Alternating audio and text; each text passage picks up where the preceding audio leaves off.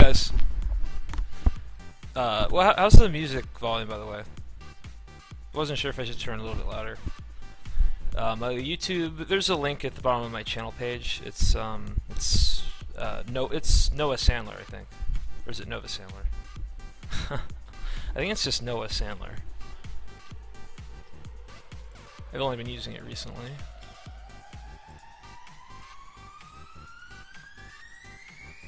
I might do a little bit, little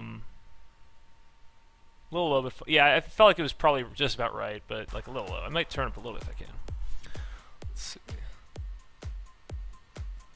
There, touch up. I might do a little bit camera. I will see. I would like to go white weenie. I'd consider forcing it. Like, to the extent that, okay, I see a strong white weenie card that might not go well in other archetypes, and then there's a more open card that's strong that normally I would take the more open card. Like, I might just take the white weenie card. But not passing control magic. Yeah, I'll use like a little bit of camera tape probably. But not the whole time though, because I got pretty sore yesterday. Like, when I had the camera on, I just wanted it, like, to just stay steady on the massage chair. So I was in the massage chair for, like, 3 hours, and that's too much. I'd like to do more standing and walking around today. Savannah Lines, pick one, pack one. Maybe. What's up, Trippy? Oh, yeah, okay, so, I mean, I've been using my normal music. I now post stuff on YouTube, and there's a link in my, like, page info. Unfortunately, I have been having copyright issues with YouTube, so I only have a few of them posted. But, you know, go on YouTube and you can watch them. But I'm still going to have to figure out something else. I mean, I think right now I'm just going to go back to copyright-free music. Or I don't know. I mean, things are tough. I lost to LSV in the finals. What's up, A-Butch? They had some cancellations, so I'm filling in, yeah. So like Kibler's not going to be there, and then there's a WotC employee, and it's me and Matthias NL who are going to be the replacements. I imagine I'm going to get like even fewer viewers tonight. Oh, probably quite a few viewers. I mean fewer for multiple reasons. Just because like I've already been in this, so people want to see other perspectives, and then I mean there's Kenji, Cheon, like pretty big names as far as like dragging the views. So I think that this is going to be a bit more intimate, and for the people who are here, you'll probably enjoy it more. So that's cool.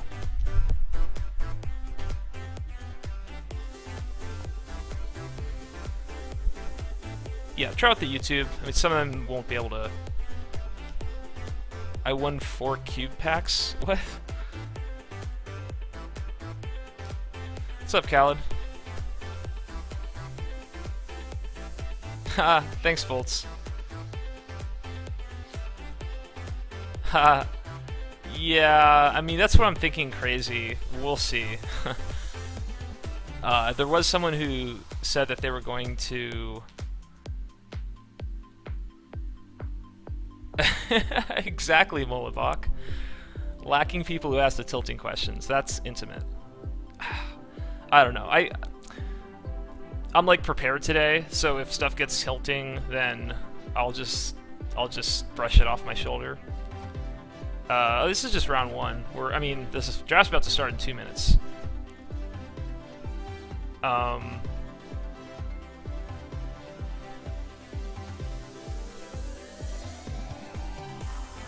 Yeah, lots of stream hops for sure.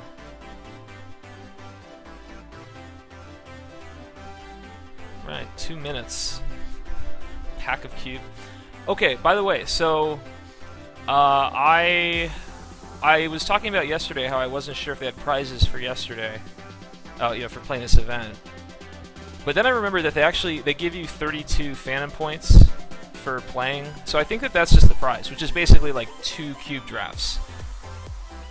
And I remember when I first saw them say that, I thought that was to like enter this event, but they also give you a special ticket for that. So that's the prizes. Everyone basically gets 2 free cubes for playing. I don't know if I'm going to get like an extra 2, but either way, I mean, so that's cool. Like, I was thinking at first, I'm like, wait, so they give us like nothing, we get less views than normal, and like, I was like, well, what's, you know, what? I kind of felt like maybe we should be getting prizes or something like that, but they actually did give us all prizes, so that's I'm totally cool with that. Yeah, for sure, Volts. I watched Marshall's replay last night and LSV's, so I got to see the other side of the matches, and that was pretty cool. There wasn't too much play to the game with me and Marshall, to the games with me and Marshall, because he was pretty mana screwed, and I did a lot of like really explosive stuff. And then the LSV one, yeah, first game was probably sick. What's up, Darren? Birded. They had some cancellations, so they needed other people to sub in, so Matthias and I are in. Alright, here we go. As I just said, the prizes are... There are no prizes, it's just for playing it in the first place, they give you 32 Phantom points.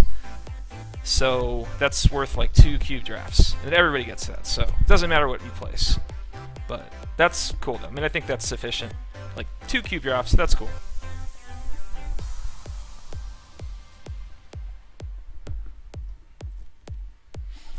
White Weenie might be a go. I would like to draft that. Well, looks like I got about the same amount of people at the start as I did before, so that's cool. I mean, not running deep bot today. Just, you know, less clutter for today's stream, but it'll be back. And here we go. Whoa.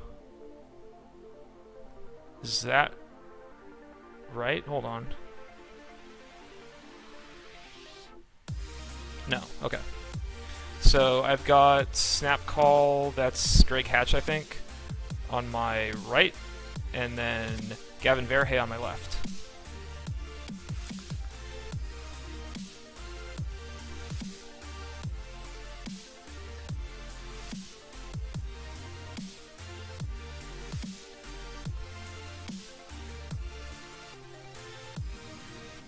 Okay, so this will be like a little bit odd with the settings of how things are lined up, but hopefully you can see all of them. So here, there's a lot of good cards, but you know, since I wanted to draft White Weenie, I think it's a pretty easy Swords to Plowshares. And I mean, it's better. I really like Crusader, but I think Swords is better than Crusader. And then like Titan, Tamiyo, you know, those are fine. Titan is pretty close to these, but yeah, since well, I like considering that I want to be like forcing White Weenie. Crusader certainly comes close to the other cards in the pack. Whoa! Whoa! What is this pack? Jeez! Wow!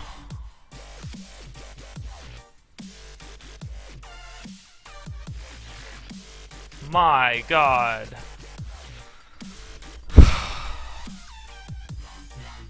Like... This kind of sucks. I think I take the Batterskull, but like...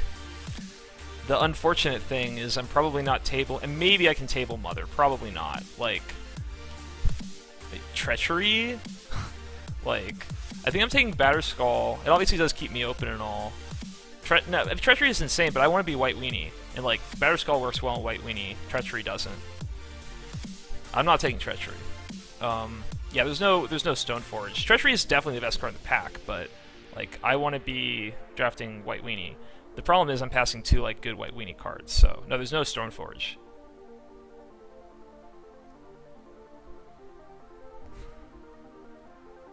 Banisher Priest, I think. Seems alright.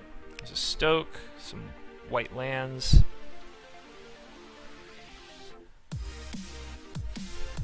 Yeah.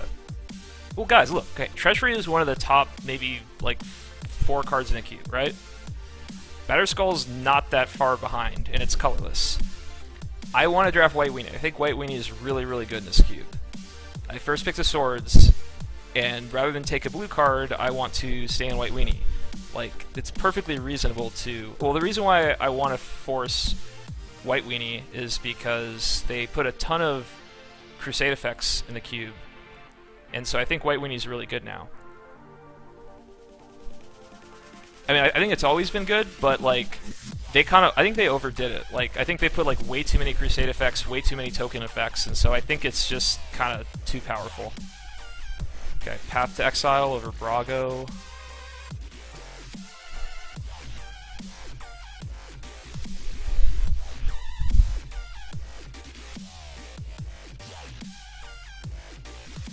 The people streaming this are all in a row? Well, everyone's streaming it. What does that mean? In a row. There's Gavin.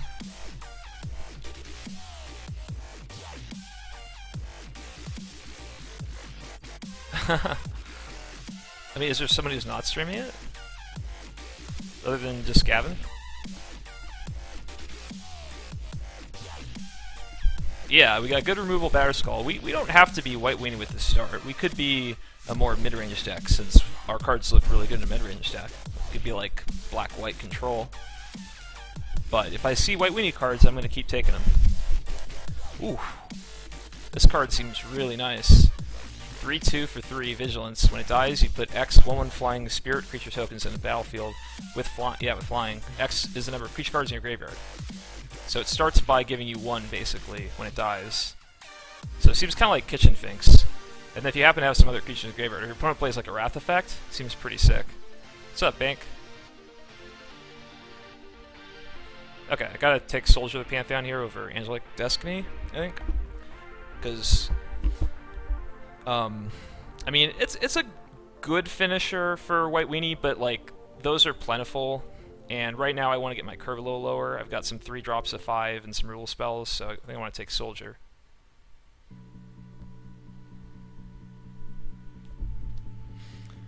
Donation hype. Oh, well, thanks for reminding me. We have 1750 from Igni Kami says, keep up the good work. Keep up the awesome donations, Igni. Thank you. Igni.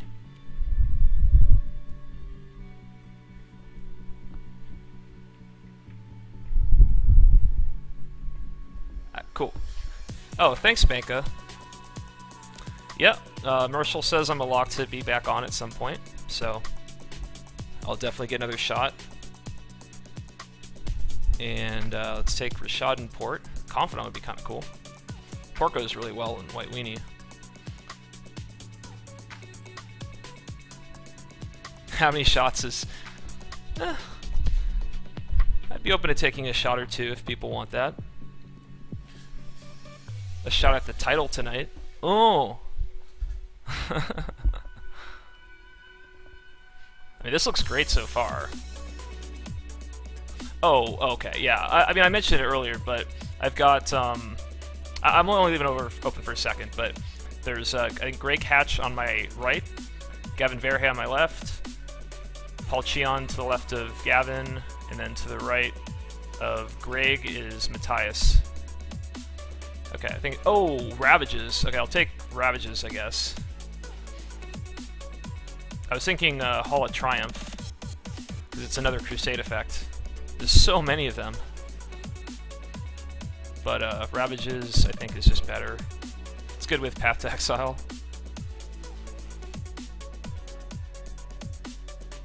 Well, this is working exactly how I planned. I mean, we've got a little more removal. I was thinking... Oh my god! The Force has worked! The Force has worked! The Force is strong with this one! Let's go! Let's go! What? Oh! Unreal. Unreal. What? Just... Oh, oh my god. We have got a deck.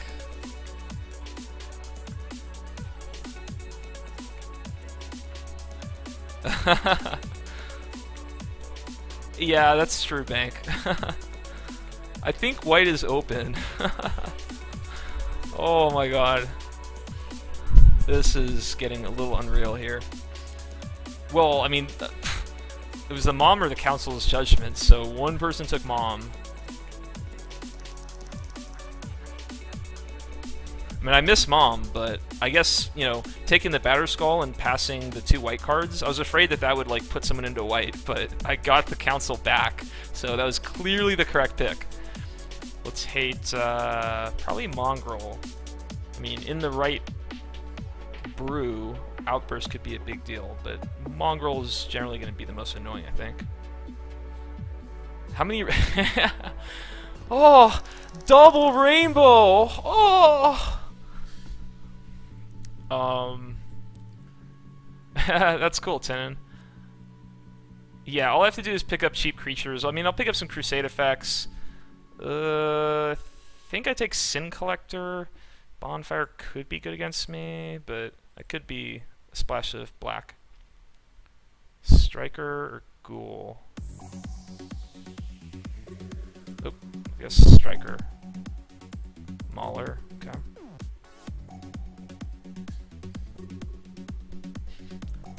Ah, that's cool, the bat, thank you.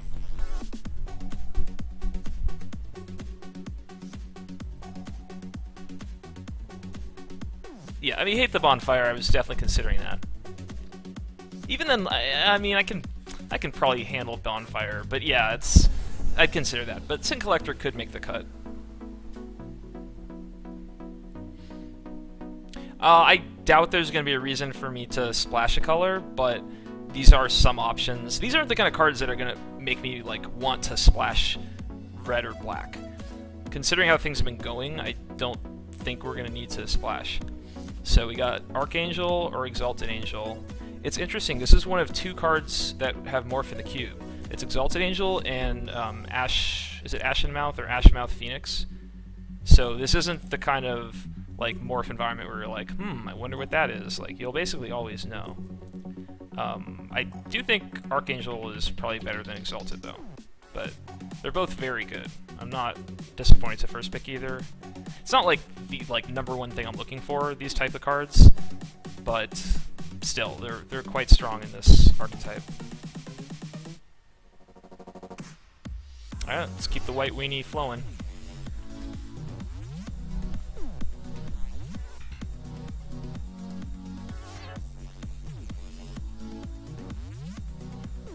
I wonder if there's some kind of combo with Hallowed Spirit Keeper, like some way of getting cards in the graveyard for a white weenie deck. I would imagine not really, other than just like playing creatures out and, you know, your opponent wraths or something. Yeah, I agree, Professor. I agree. So we have an Anthem effect.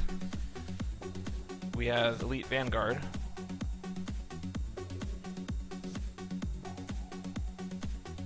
And I think at this point I'd just prefer the creature. I also feel like, well, I mean, there's a Detention Sphere. Like, there's not much white in this pack, but, you know, someone took the Mother Runes, they could take the Detention Sphere to the Cliff Top Retreat. I could very easily table one of these. Like, Anthem, I think, is a bit more, like, all-in, because it's double white, and you need to have, like, lots of creatures to make it work. Where I feel like Vanguard, someone might just pick it up.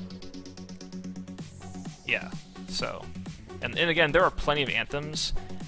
The way my deck is right now, I don't actually want Anthems at the moment. Like, I'm not like, yeah, I need all the Anthems, all the Crusades right now. I still need to pick up more cheap creatures, token-making effects, and then the Anthems are going to get good.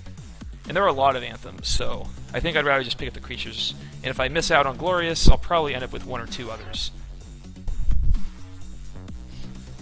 Got Mutavault, Boros Elite, Tundra, Disenchant.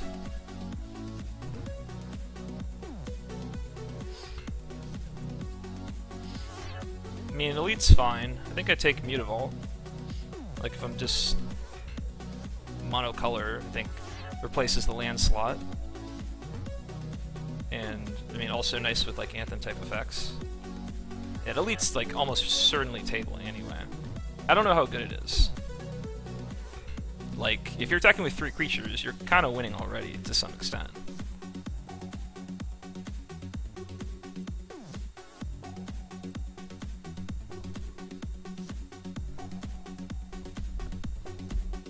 Oh yeah, Piana and Soltari Champion are nice, too. Piana.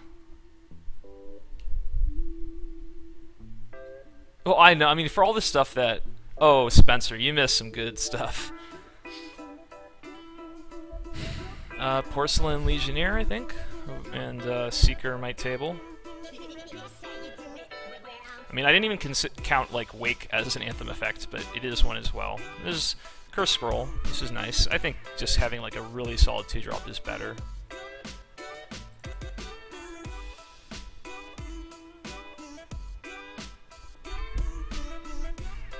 Who's passing to me? Well, I mean, Gavin Verhey and Greg Hatch are the people to my... Gavin's to my left. Greg is on the right. So they're, like, directly passing me, but at the whole table, it's a very tough table.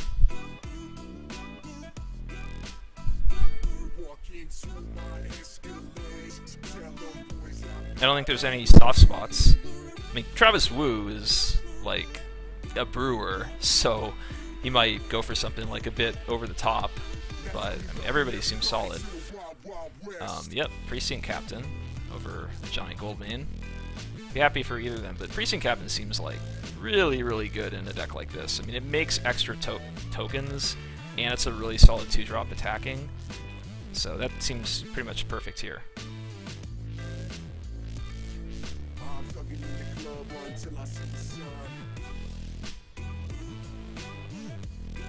Yeah, no swords, Jite, Loxin Warhammer, Batterskull.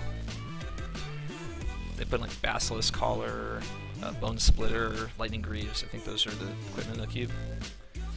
Okay, let's check. Champion of the Parish. Is this going to be good for us? Human. Human. Human. Human. Human. Yeah, that seems... at least, like, playable, so I'll take it. Like, we'll end up with some more humans, probably, so it should be worthy enough.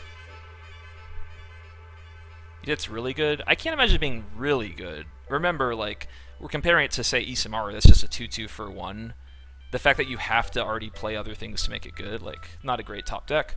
Oh, man. Whoa, that's a cool image. Ranger or a Johnny? Jeez, because we can Ranger for Champion, Vanguard, and Soldier, and then play them in that order, and Champion's a 3-3. But a Johnny is really nice too.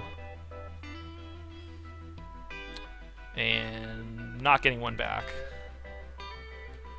Boy.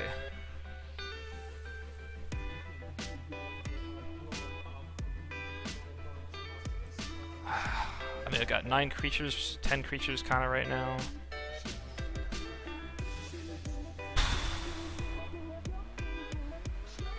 Took a Johnny. Oh, 8.5 tails. Wow. Yeah, both of them would definitely be the nut here, but like, the way our deck is looking, I think a Johnny is just a little better. Seems really good with Precinct Captain, huh? Yeah, 8.5 tails is the nut.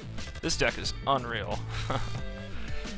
Like, it's so made at this point. It is just like, oh, I didn't get Anthem back. Okay. Whatever. Could take a Johnny, could take Angel. Like one of the lands or something. Why just take a Johnny? Oh no, the Anthem was this pack. Obviously I get the Anthem. What was I thinking? Of course I'm getting the Anthem back. I think Elite over Disenchant. Temple. It's also human, right? Yep. Hey, what's up, No Agenda? Yeah, they had some cancellations, so I volunteered and got in.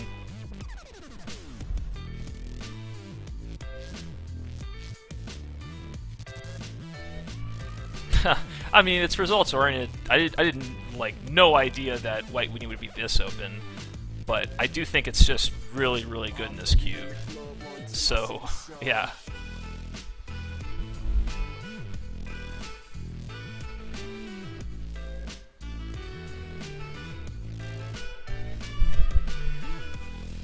Yeah, and I mean, yesterday I started with Control Magic over Path to Exile, and then took, well, don't say that, Orzhov. Don't talk about anyone else's deck, alright?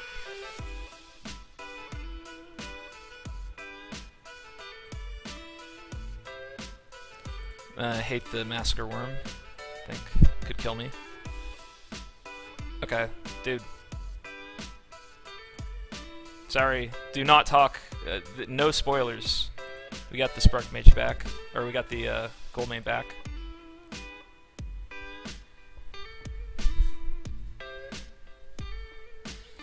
Awakening Zone.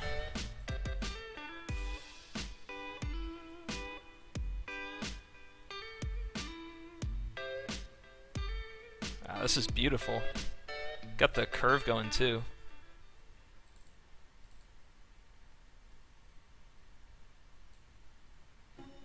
It's always a good thing when you feel a little awkward about running Mutavault and Rishadan Port and you're like, you know, just white weenie deck. Like, something must be going right for that to be the case. So, Fetters, Revelark, Kami. Definitely one of these cards is coming back on the wheel. I mean, Fetters is just pretty sweet. Kills a Planeswalker or something like that, pretty much. Revelark looks great here. And Kami is solid, probably coming around. In fact, I wonder if both of these are going to come around. Like, I'm feeling like just taking the Fetters, because that's the card that's probably not coming back. And, it's a Spirit. Yeah, I'm going to take the Fetters, and then hopefully the Revelark comes back, but I'd be happy with Kami either. Revelark's probably the best card for this deck, but that's not too important. Johnny Steadfast. It is a, it is an Anthem effect, but I'm just going to take Blade Splicer. So it gives me 2 creatures. That comment's okay, Element. It's okay to, like, make jokes, but yeah, no saying things about other people, other drafters. Yeah, I mean, the Johnny would certainly be solid, but not too many Johnnies. But yeah, I didn't even recognize that. But yeah, that makes it even clearer, because we already have 2 Johnnies, so that makes the third one a little bit weaker. Yeah, you can only have 1 Johnny at a time. Oh, not Tack Edge. Come on, Wally. Splicer's so good. Yeah, well, where are the Elspeths at? Come on. Let's. I mean, I'm sure we'll find them. They are on their way. Well, that's one of the cards I wanted at the beginning of the draft. Hero Bladehold. Definitely taking it over Journey to Nowhere. This card is an Anthem and an army all in itself.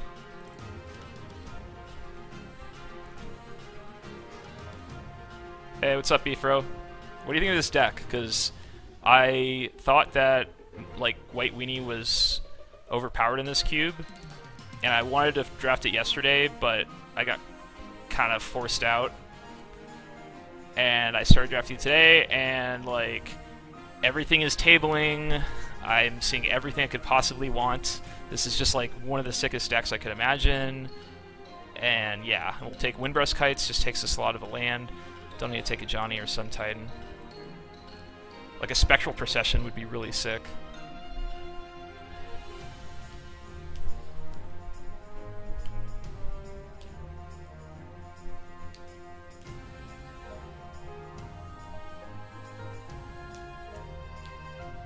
Oh, that's right, I even have the green-white Johnny.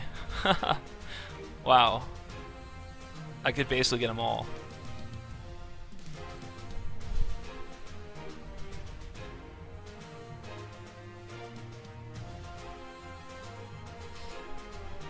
O-Ring, I think, over Lions.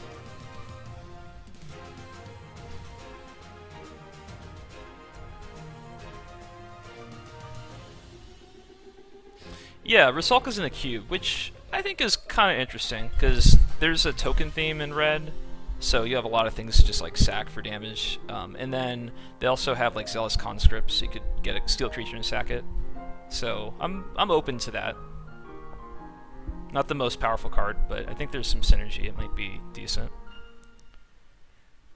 Might also be one of the cards that ends up, like, you know, not getting picked a lot of drafts. Sorin. Let's take Imposing Sovereign. Card's solid. It's a human as well. Oof, Knight of Infamy. Please don't do it to me. I mean, deck is definitely made. Yeah, this is going to be up on VOD. Sorry about the last one. I'm just using copyright-free music for this one, so it'll be up on YouTube, not on Twitch. So just use my YouTube link in the page info. I mean, at this point, you know, you might just want to hate the knight. Oh, well, I've got, let's see, Batterskull is a creature. A couple of my guys make multiple creatures, but yeah, and I have Mutavault too. Thalia, why not? More creatures. Yeah, the video from last night, it got banned in lots of countries for copyright violations on YouTube, so I mean, I still have the video, but I don't know how I can get it to the public right now. So yeah, tonight, just copyright-free music, so this will be on YouTube.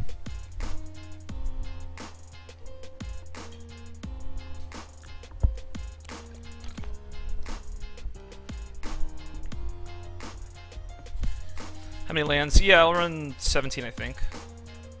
I mean, 16 is fine as well. Raise the alarm. Oh, they're not humans. They're just soldiers. I think Gather the Township gives humans, because that would be great with Champion. This one doesn't help.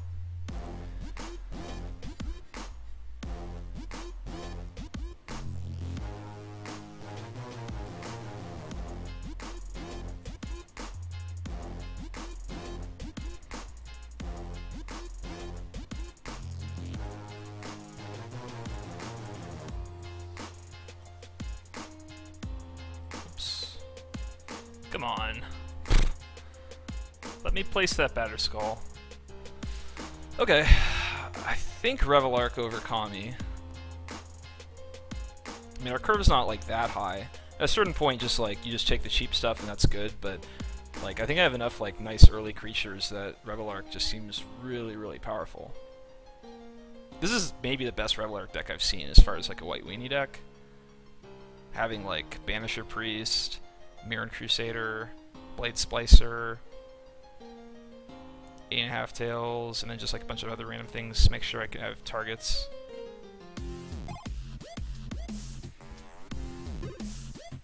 I also have the O-Ring and Fetters, so I don't necessarily need to have enchantment removal, so I don't think I need the Kami. Domi Ray, Tectonic Edge. I'm not playing Edge. It's like if someone wanted a Domi Ray, they might have taken it by now. So I think I just hate, I mean, you could take Edge, but I think I hate, like, Growth, or probably Repeal. Wow, Journey came back. Alright.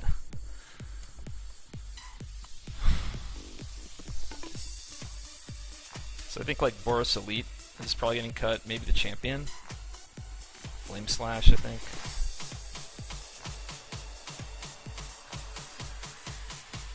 I have way too many playables, and like, I mean, these are all like just slam snap play cards in White Weenie. So I think the Champion just has to go because it's just like not as consistent as the other cards. I think.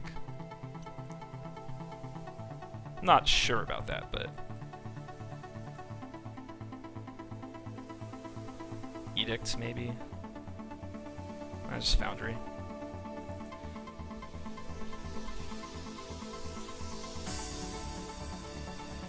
Yeah, I agree. I think Champion's better than Elite. Sorin. I mean, you know, I should have just taken the hero, because maybe someone is red to my left, but I don't think anyone would have passed the Sorin.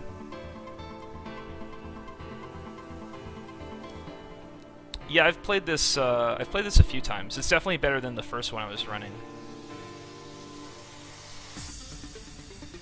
Yeah, nice to have some Final Fantasy music mixed in with the EDM.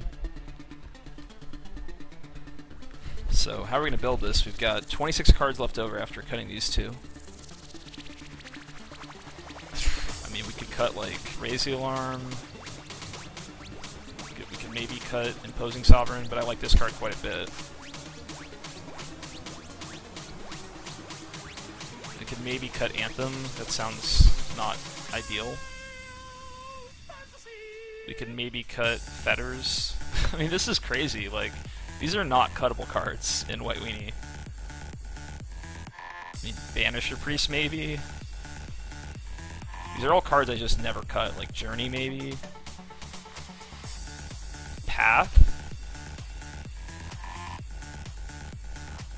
I don't know about cutting more 1-drops though. They seem really nice. Like just the ones that are guaranteed 2 power. I mean, I know that these are the other cards I'm considering cutting, which are definitely more powerful. Oh yeah, did I miss the... Okay, there's the Forage Johnny. I mean, that's potentially cuttable.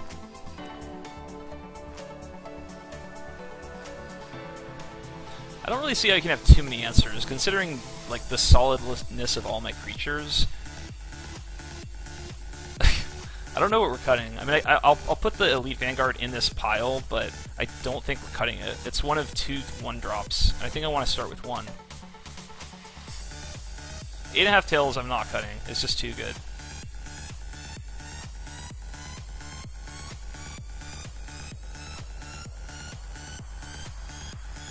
No, yeah, don't use red. Yeah, I'll start by cost. Just getting a last look. Can almost cut Ravages. I mean, but the curve is great, so it's not... I mean, I guess, you know, cutting 3s, whatever, is fine. I think, like, Raise the Alarm, Glorious Anthem can be cut, and we just are not as focused on Anthem effects, even though we have some still. Like... So it's like a Johnny versus Anthem.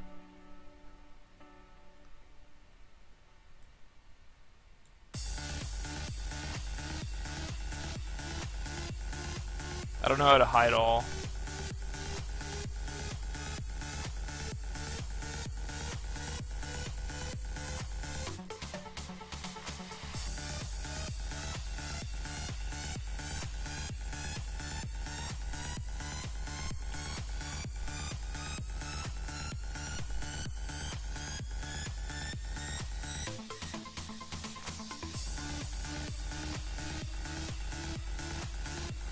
Seven, 8, 9. Yeah, the champion should be in the deck. I agree. We've got 9 other. Yeah, this is the break in the format that I promised. This is it. I don't really see it. I mean, why cut Batterskull? Like, how are we losing games where like, oh no, we have a Batterskull as our 1/5 drop? Is that in Rivalark? Yeah, I think Raise Alarm and Glorious Anthem should probably go. That puts us at 25. We could maybe cut a Johnny. Just keep the creature count a bit higher. Journey to Nowhere I think could be cut. You know, Imposing Sovereign, I like this card quite a bit. It's also a human, so I think that we want this, but it might just be weaker than some of these other cards. I'm not sure about that. Ravages still seems pretty sick. No, I lost to LSV in the finals, went 2-1. Fetters is... I mean, so right now we can just go 16 lands.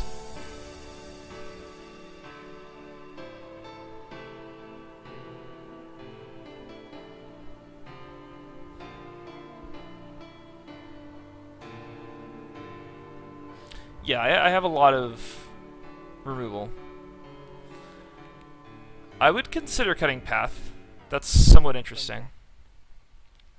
I can see that. I mean, with the amount of removal I have already, I already have Swords for instant speed, 1 mana removal. Like, giving my opponent an extra creature or something like that, compared to having something like Journey to Nowhere, I could see how Journey might be better in this deck. Like, at a certain point you have so much removal that the ability to cast it for 1 mana is not as important. I think I'm down for that. I've never cut Path. These are all cards I just never cut in White Weenie decks before, but I could see that. Like, run Journey over Path.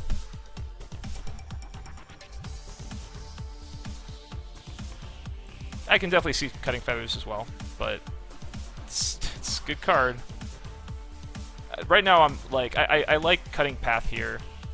I think Fetters is better than Path. I think Journey is better than Path. Yeah, but just like for the very specifics of the fact that I have so much removal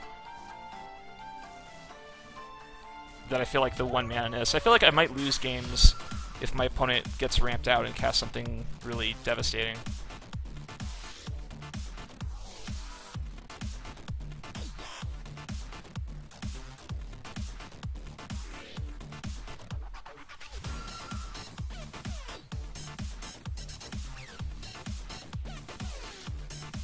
I mean, Johnny's not spectacular. Is he cutting it?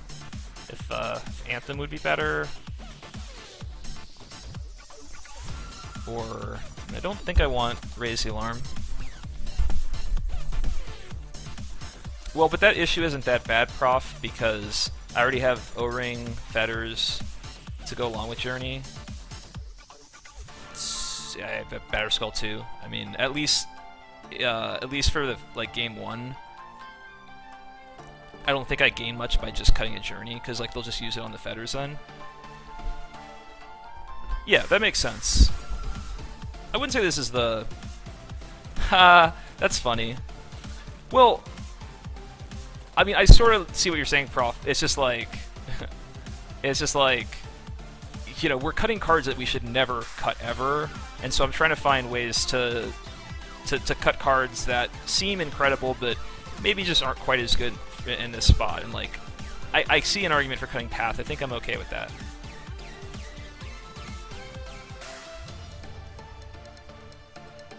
It's too efficient. I don't like giving my opponents lands. I don't want to. I mean, obviously, this is 4-mana Johnny. Yeah.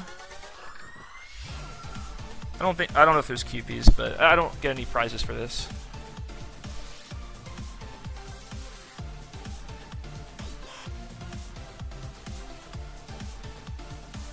Johnny is still pretty strong. I'm not cutting Council. That's ridiculous. Let's just add planes. Go. Giving the +1/+1 counters, I mean, I curve out pretty frequently, and then just turn 4, I just give a couple +1/+1 counters, and they all get Vigilance and attack. That can be a lot more powerful than just going for an Anthem. No, I think Batterskull is really good here. I don't see how I lose games when I... Not that the card is unbeatable, but I don't see why I lose games because I have Batterskull in the deck. When I already have plenty of removal, a great curve, everything, and here's just this game winner. Yeah, I could go 17 land. That's possible.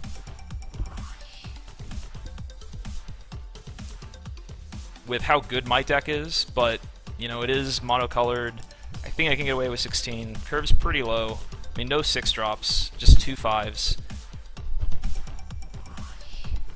Got cheap removal, so you know, if I miss a few land drops, I can still survive, not get beat down too much.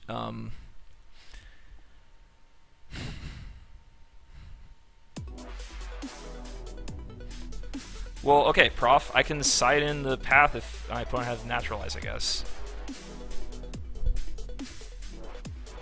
And even Naturalize, maybe Reclamation Sage is annoying, but do my opponents have time to be playing Naturalize effects? I'm just beating them down. It's almost like a Singing Bell Strike or a Oppressive Raise to just play Journey, and they have to remove it, and then I come back the next turn. Not a big deal. I do think it might be a problem giving them extra lands. If I'm fighting my opponents and we're both on 3 or 4 lands, I'm gonna win. If they get up to 6 or 7, I might lose. Yeah, I mean, everybody fixes off Path. Not most people don't have Naturalize effects. So that seems like a pretty legit counter to your argument.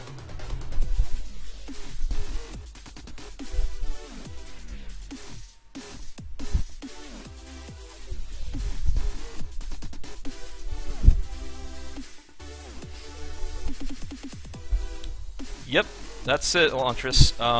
And also...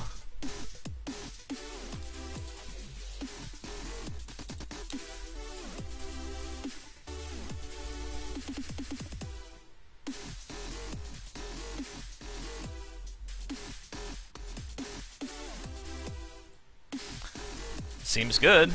I go turn 1 champion, turn 2 soldier, heights, go from there. Yeah, perhaps rip Gavin. We'll see.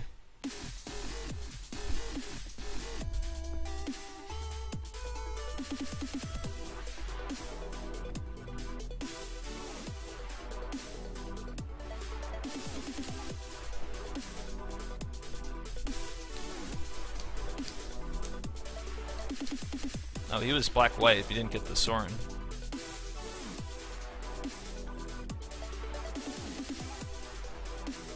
Wow, pro-white from 8.5 tails could be pretty sick.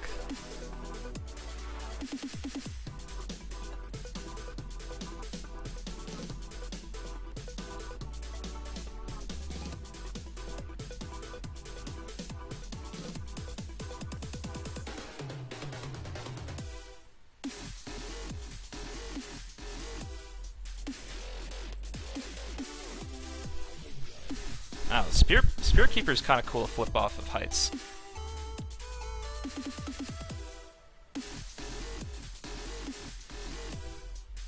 So I can go for O-Ring the arena attack, or I go for 8.5 tails. I can't give protection with it, but that potentially lets me go for heights the next turn. And I think that's correct. I mean, he can definitely lose to his own arena. He might have like mass removal next turn, which that would be pretty devastating. I guess if he does, then I just O-Ring the arena afterwards.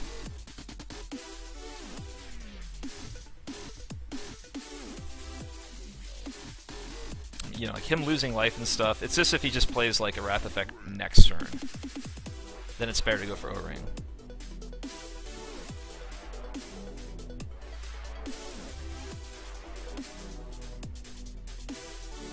There's Damnation, Day of Judgment, Toxic Deluge, Wrath of God. Those are the options. Oh, and Black Sun Zenith. And someone who's, you know, playing black-white with Arena, like, probably is taking whatever they can of those. So, I don't think Gavin's streaming.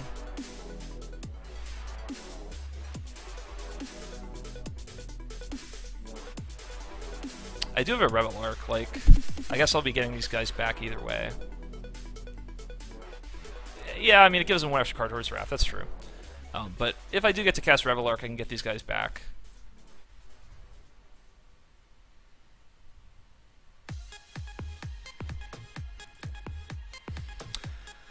Let's give it a shot. Hope no Wrath.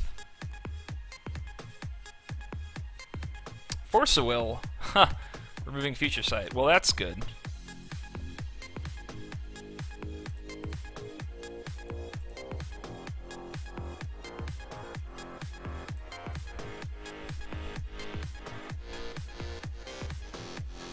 Oh, Gavin is streaming. Oh, cool.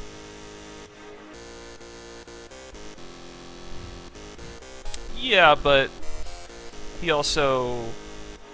Wow, he missed a drop there. Let's go pre-combat captain, pump up the champion, attack both.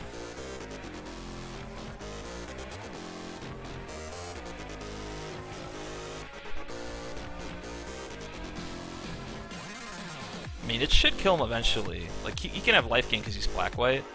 And, like, he gets the Wrath here, and then he's at 6. I do have all, like, the clunkiest stuff in my deck. I've got both my 5-drops and fetters. So, there's a chance that he can come back.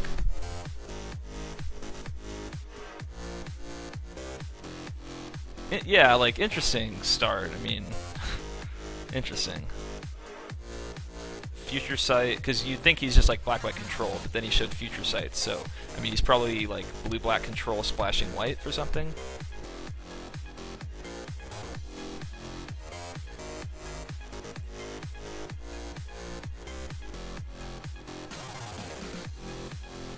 Got it.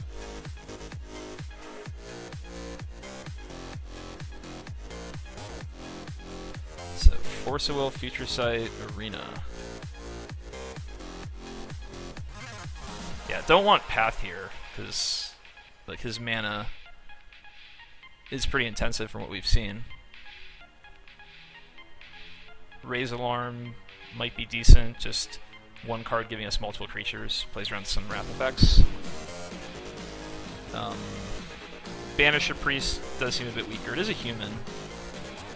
Crusader's good. Ravage is good. Sovereign a little weaker, but still good. I guess we didn't see any creatures, so maybe I can just take out the Journey. Like, he'll have creatures, but...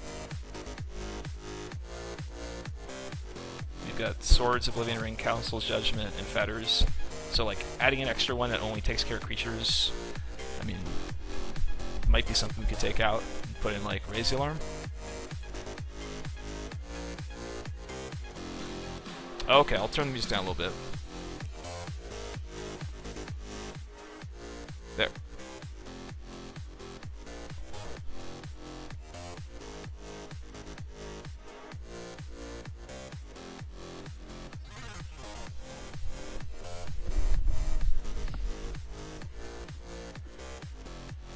Seems good. At least it...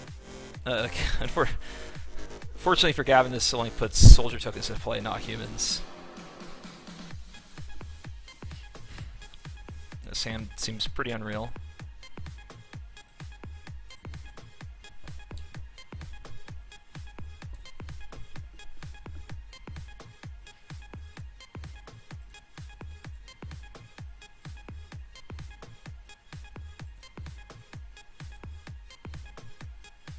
This is actually, like, just completely unreal. This is not real.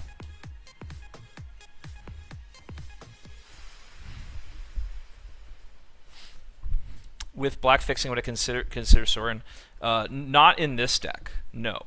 I could have, like, infinite black fixing. I wouldn't. Well, I mean, if I had all like 17 scrub lands or whatever, like, okay, I'd consider it. But like with how ridiculously powerful this deck is, like, yeah, I don't really want to mess around with that. So I think we go for a Splicer. Like, I don't want to just lose the Crusader to a Wrath effect, and both of these are really good with the champion.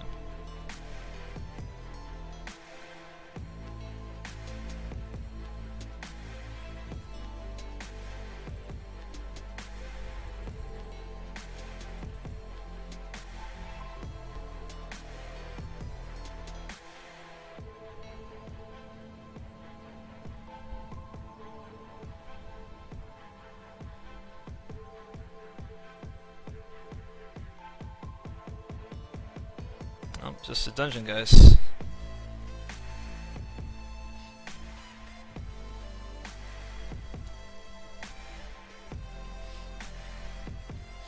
I think we just Swords and attack. We could go for Crusader, but I like Swords better.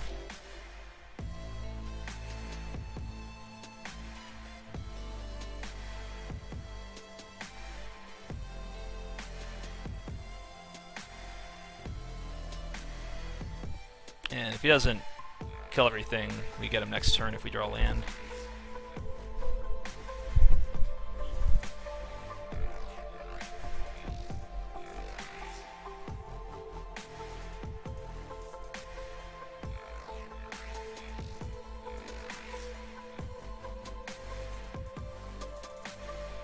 I have Toxic Deluge, Damnation. I mean, obviously, like, considering what we played the first game, you know, if he has those things, even if it doesn't work for his mana base, like if he has a Wrath effect in his board that he wasn't playing originally, he's probably putting it in.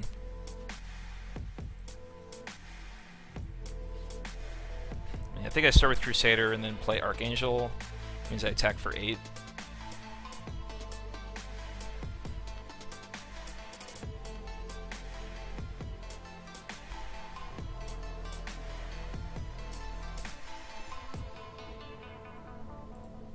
Ooh, Treachery. That's good.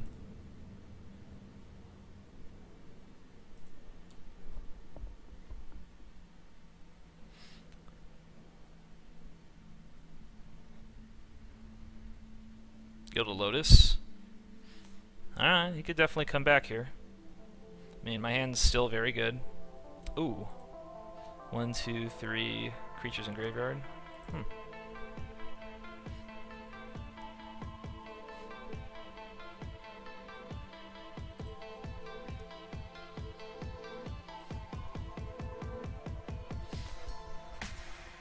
That's quite strong.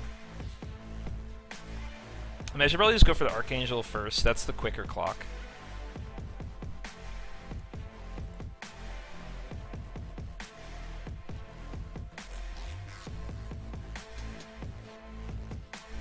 We could kill it somehow. It's not super devastating. If he gains control of it, it's pretty bad. With this dies, it's going to be 4/1/1 flyers, and then I can go like a Johnny. Yeah, I mean, Angel is a 2-turn clock. The Spirit Keeper's pretty close. One cool thing is that if he if he counters Angel first and then I play Spirit Keeper, I'm going to get an extra flyer, which means that Johnny's just straight up going to be lethal. So that definitely makes me want to just go for the Angel first. But now he's got Gilded Lotus, so things could get out of hand really fast. And uh-oh. Oh. Okay, get back Eternal Dragon. That's the least scary thing I could imagine him doing.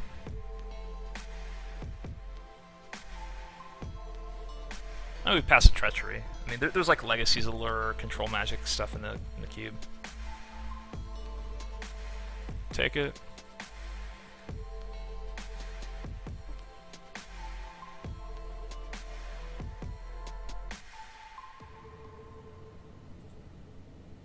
Man of War, okay. It's quite good.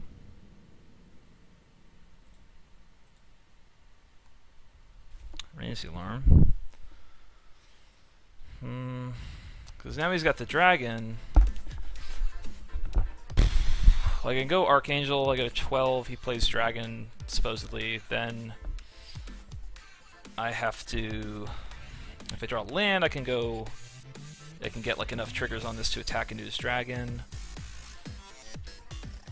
Maybe I should just go for Spirit Keeper.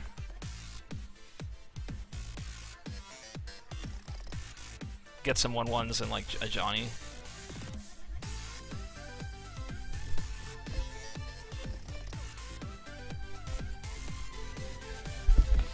It is, I mean, the mana-wise, it certainly is worse, because I can't, if I draw a land, I can't be like Archangel, you know. If I drew a land, I could be like Raise the Alarm, Spirit Keeper, but I think having out here is really good. Like, I know he has Eternal Dragon. You know, he might have something that can answer this well, but we're in trouble either way. But if he doesn't, like, yeah, he can like make an attack in here, but I get 4/1/1 flyers. I can Johnny, give him all pumped, and attack in with all. Even if he plays Eternal Dragon, that's a pretty good play. And then, like, probably win from there. If all he has is Eternal Dragon, then I'm pretty sure I'm winning. And then depends what else he has. If he has some more removal, maybe not.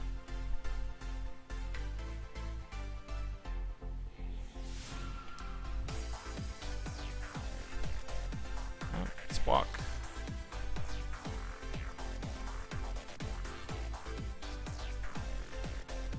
I think I block.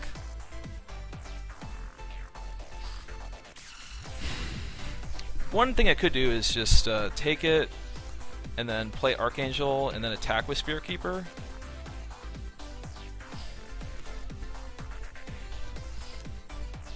Because then it can get through the dragon, so I mean, he either has to trade off with dragon, or he chumps with his Mana War, and then I can just block his Crusader next turn.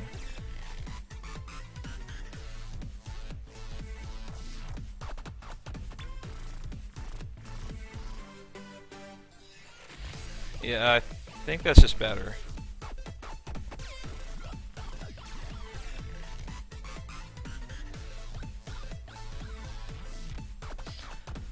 It's really hard to go over top of Batterskull. Like, first of all, it gains life, so your opponent can't just like race you. They have to kind of hold it off.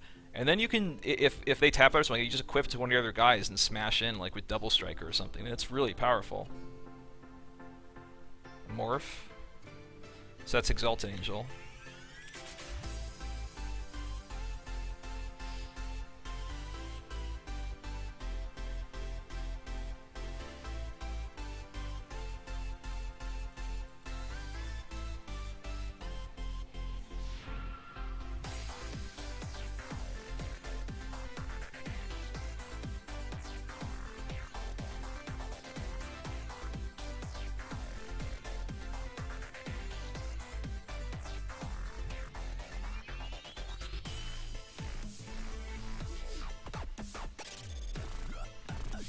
Yeah, we saw Force of Will.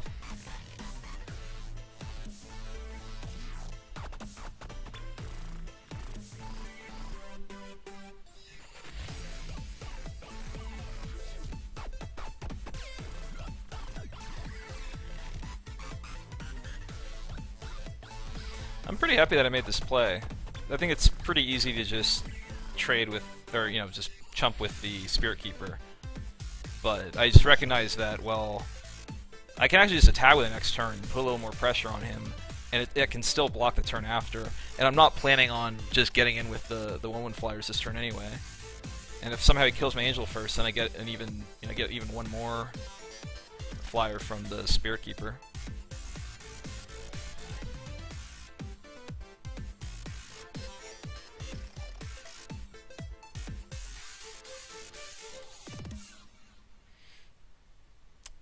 Huh. Ultimate price.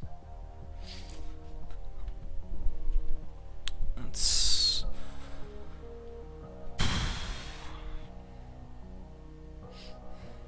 I mean, I think he made the mistake of just not ultimate pricing it before I attacked. I think. Yeah. Yeah.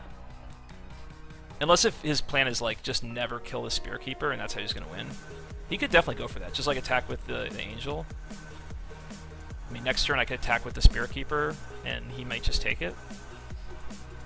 I guess he's gaining 4 life, so yeah, that makes sense. Okay. That's interesting if that's why he wanted me to get the Exalted trigger off of it. I mean, the Battered Skull is going to be decent here, I think. I mean, this card seems very good. When I saw the spoil, I was just like, this is powerful. Like, so yeah, I mean, I imagine it's quite good. I was very happy to pick it up.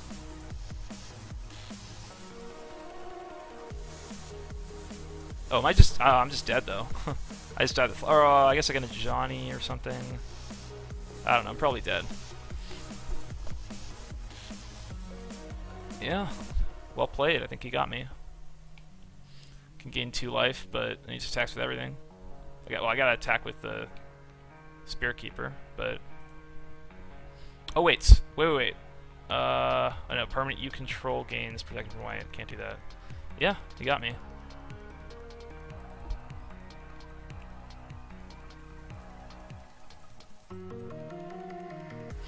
With the Exalted Angel, the other play that I didn't make, whatever, just, I still made the right play, but with the Exalted Angel, that made, like, me getting 1/1 flyers not that important.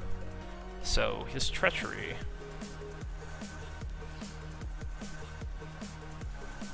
He played creatures this game.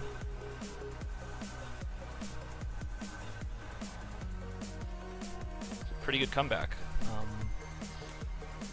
Maybe Banisher. I mean, that's not good against like Wrath effects. So let's take that out. I think Journey can come back in. Everything else looks really good though.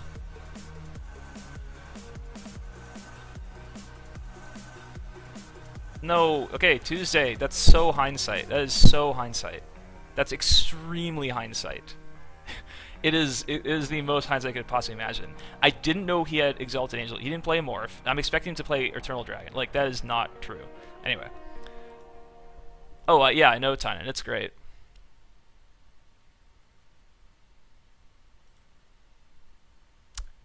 Yeah, let's keep. Would like some more early stuff.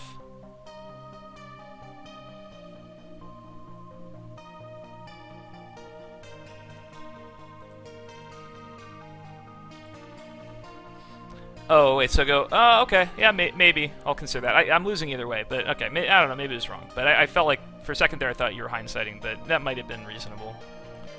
This is not a good start.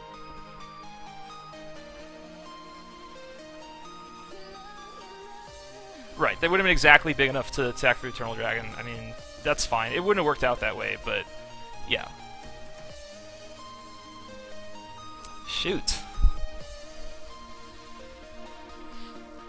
Doesn't seem like a game I'm winning. I mean, it's not like he's going to let me get the Hero Blade hold into play and then Geddon. It should be really unlikely for that to happen. I mean, so you can have some counter of some sort, but is like hero my best shot. I could go with Johnny and just like gain life. Let's do that actually.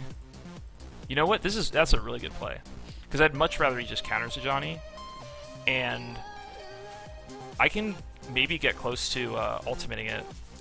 I have so much room in my hand. I can actually protect a Johnny, and then I can even go like Ravages plus Swords. Like if he just plays a flyer this turn. Oh, he has Click. Ugh.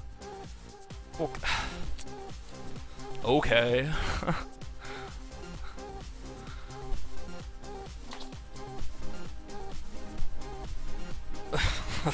Alright, like, my plan seemed nice, but now he sees my hand, he has a creature to attack, he gets to take one of the cards away.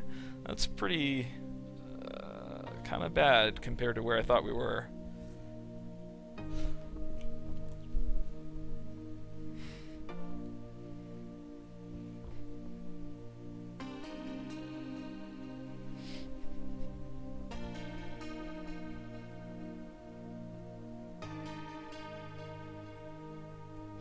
And he takes Geddon.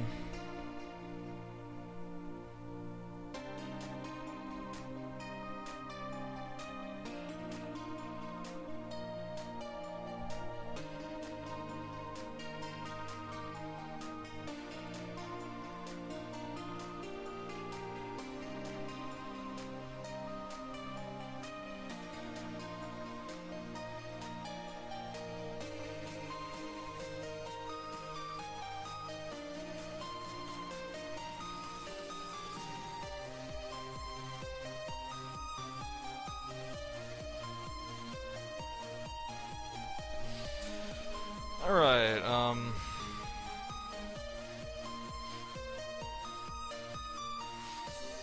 so just go swords on this, see what happens.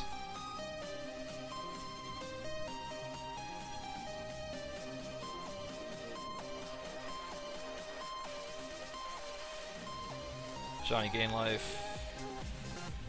I think cast hero.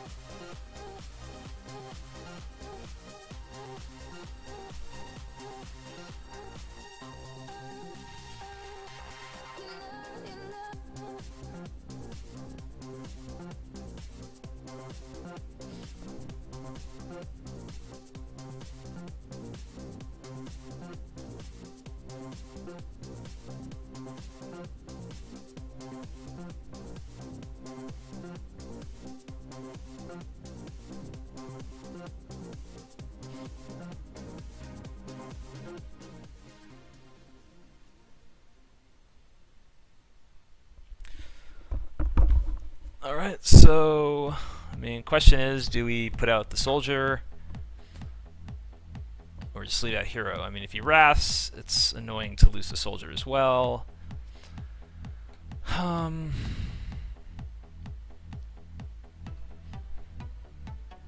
mean, soldier is a little bit, like, it has some value if, like, after we wrath.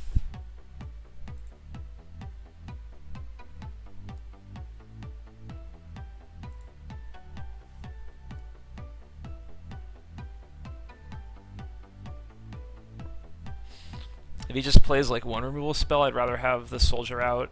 It's not a big deal in that case. Because I think I still would want to just be like pumping up a Johnny the whole way.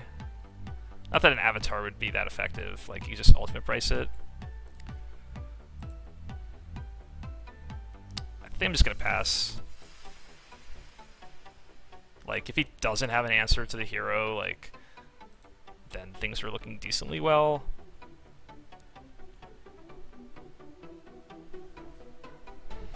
If he does, I'm not necessarily dead, but it could be tough. Oh, he has treachery, Jesus.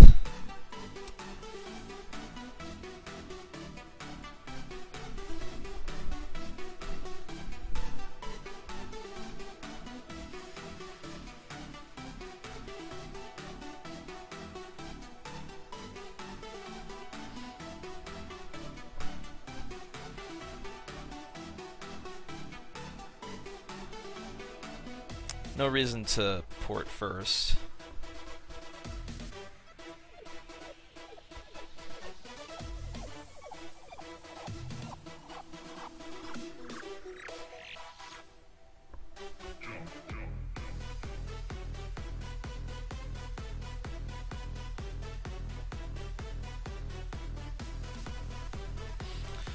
Let's just port upkeep.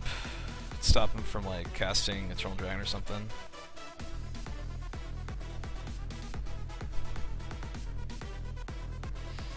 For so swamp, I think. I mean, could do it for the Hallowed Fountain, but it's basically just like swamp or plains. I'd rather keep him off 1 black than 2 white.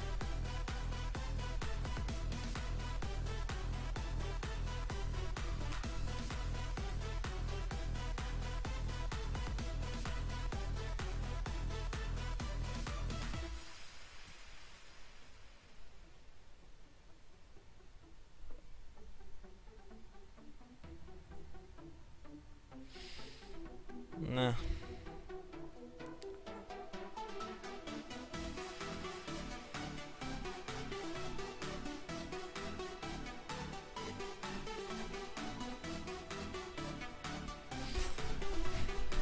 Some good stuff. No creatures in my yard right now. So probably just Rebel Arc. It's like the biggest creature by itself.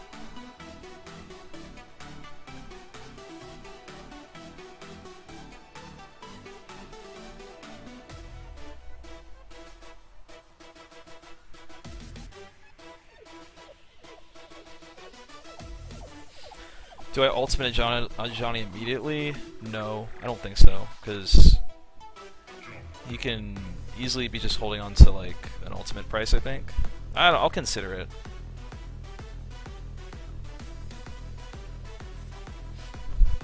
Okay, discards the Eternal Dragon.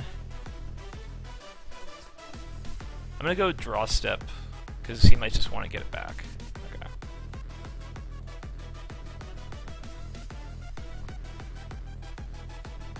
Oh, he got a scrub land. Okay, so he's getting black anyway.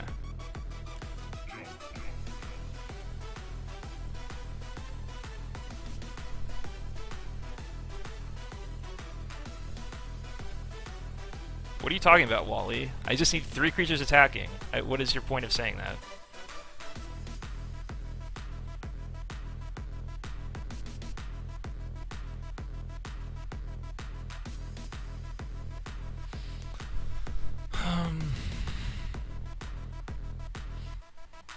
Well, I gotta go for it now.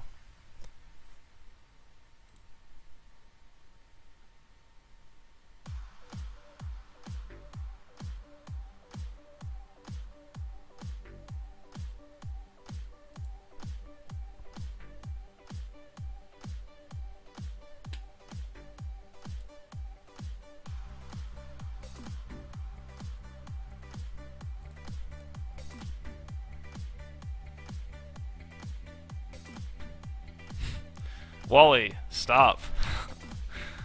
Like, why argue with me over... You think I have the low chance of... I mean, come on. Like, just please. You know better.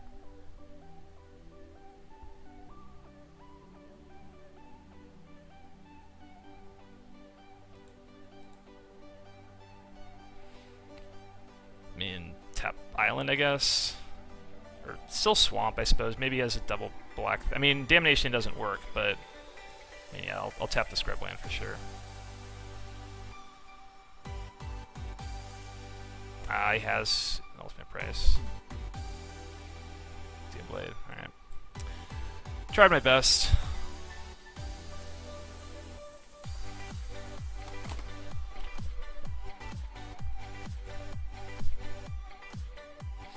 Not a mod here. Oh. Maybe.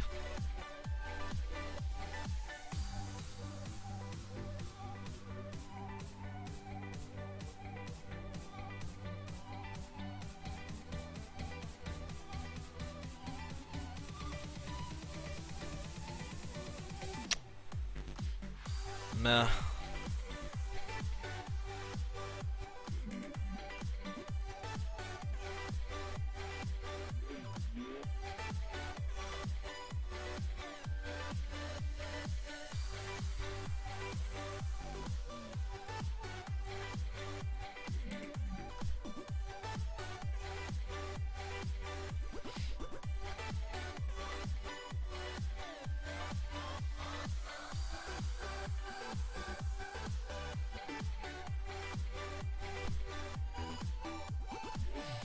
It's a Revel Arc under Windbrisk. Wouldn't do too much in this situation.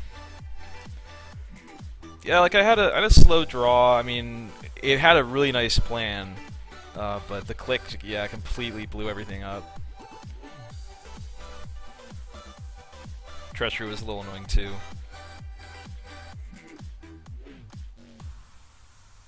Nope.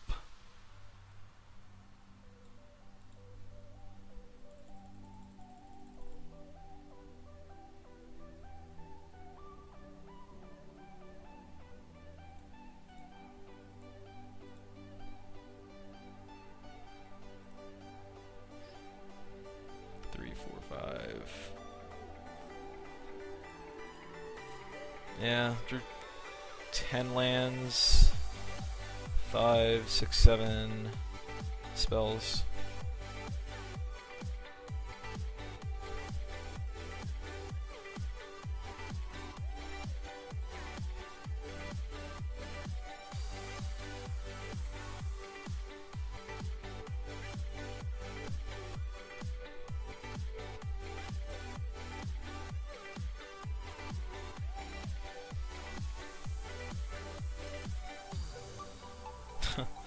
Alright.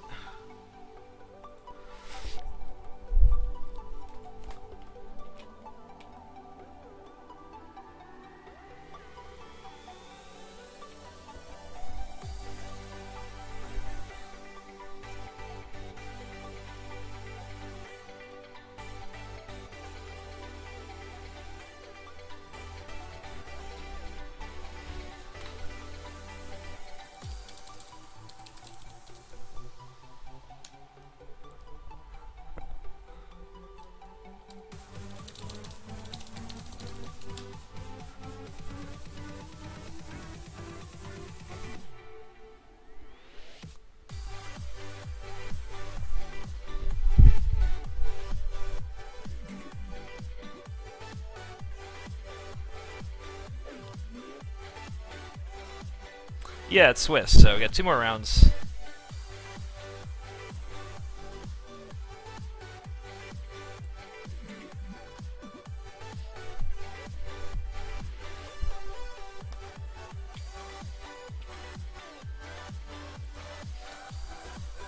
Yeah. No, my opponent's Gavin Verhey. Very nice guy. Another guy I grew up playing Magic with in Seattle. He's being friendly. Oh, I'll check out the stream later to see what he's got to say. But yeah, he's a great guy. We should probably get a room.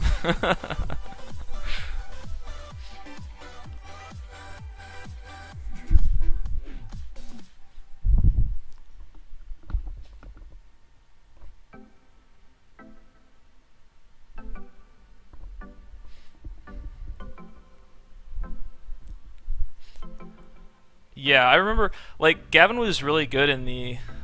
What? Ephro? Come on. Whatever.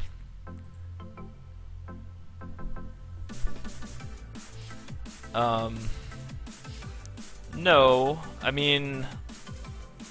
Elantris was the drunk girl that But I've hosted her many times. And she means more to me than just being the drunk girl that I hosted one time, so... I guess you need to watch us stream together a little more often, Orzhov.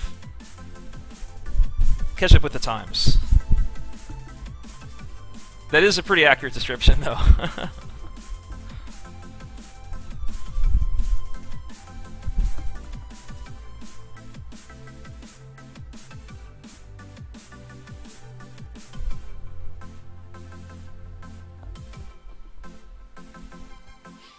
Yeah, she's not always drunk. Sometimes she's hungover. Just kidding.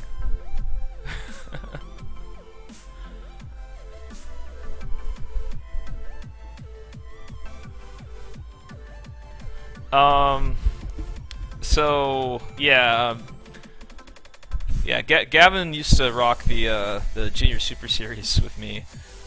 That was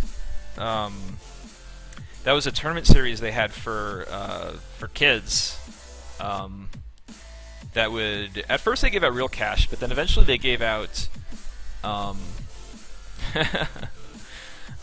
they also gave out scholarship money. So if you won one of these qualifiers, you'd get $1,000 scholarship you could use at college, and you get an invite for like the national championships in Florida. And Gavin was like, he did so well. And there was like the Junior Pro Tours or something. Like, what was the thing they did after that? I mean, first there was the Junior Pro Tour, then there was Junior Super Series, and then they did something after that. Maybe it was a revamped Super Series where they were helping out. What I'm trying to remember. Basically, Gavin had amateur status, and you'd get like more prizes from Grand Prix if you stayed amateur and like didn't qualify for the Pro Tour, and then also you could compete in these whatever the junior tournaments at the time were. And then Gavin went to a PTQ that he was planning to just like play for practice, and he got in the finals and like had decided, well, I don't actually want to go to this because I want to keep just raking in all this scholarship money from the junior tournaments. And so he ended up deciding not to go to the Pro Tour to keep his status. And then after he decided that, they decided that they were shutting down the junior program, and so he kind of got screwed. So he didn't even get to benefit from that. And at the time, I thought the correct move was just to go to the Pro Tour. Like, it is hard to qualify for the Pro Tour. And I believe I posted on the Northwest Magic forums back then telling him, like, you just qualify for the Pro Tour. It is hard to do. Like, it may be a while before you get another shot. And I would just go for it. Like, just do it. Like, don't assume that like it'll be easy and just next year I'll qualify again. But I do believe he qualified, I think, reasonably after that, but I can't remember.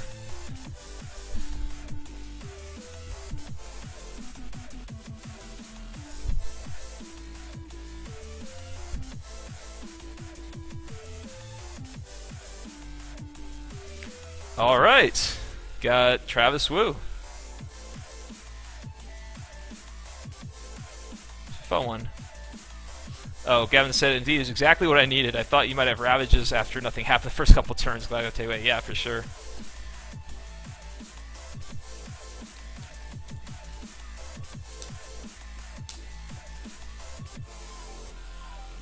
I assume I'm talking to Travis here and not Gavin still. Is this... Okay, good. Alright. So, yeah, Travis Wu, another guy in the same, Seattle coming up, playing Magic crew. And, I mean, yeah, you guys probably are familiar with him. So, I mean, he brewed some really nice decks that had success at Grand Prix and Pro Tours. And then he qualified with his brother. They both made top 8 at Grand Prix to qualify for Pro Tour. Pretty sick. Oh, wow. Hollowed Spirit should be insane here. Wow, that's going to be so good. Oh, man. Well, they took away Blistering Firecat and Ball Lightning and all those types of cards, but, like, usually Imposing Sovereign, if they don't kill it, is insane against, like, Mono Red. But, geez, how good is this Spirit Keeper going to be? Ooh, Ravages. Man, if I just go like Spirit Keeper Ravages, that's gotta be game. I'll save the Ajani for like pumping up Spirit Keeper or something.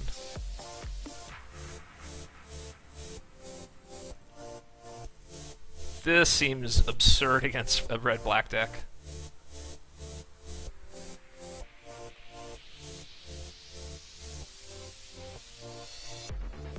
It's got a Dark Blast for the... Oh, Travis Wu loves dredge cards.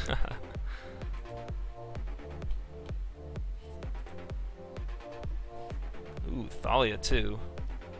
Let's go for a Johnny and pump. Because now he can't just ignore this guy. Wait, he has 71 cards! What? Hold on a second.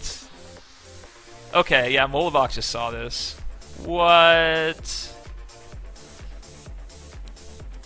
Oh yeah, I mean, I won the last round. What are you talking about? Won the last draft.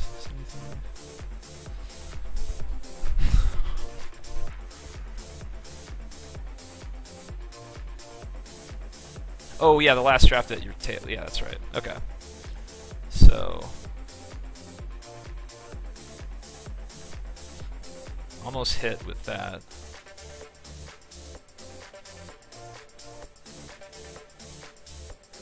Could port, but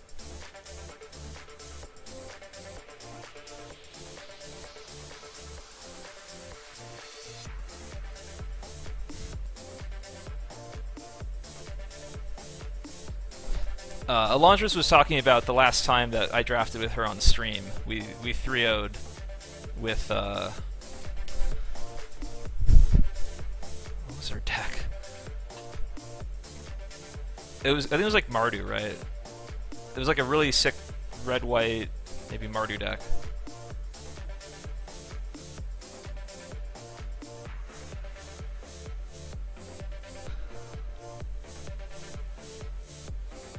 Beetle back. Land? Concede? Aw. What? He shows the hand. Ah, okay. No, he didn't submit.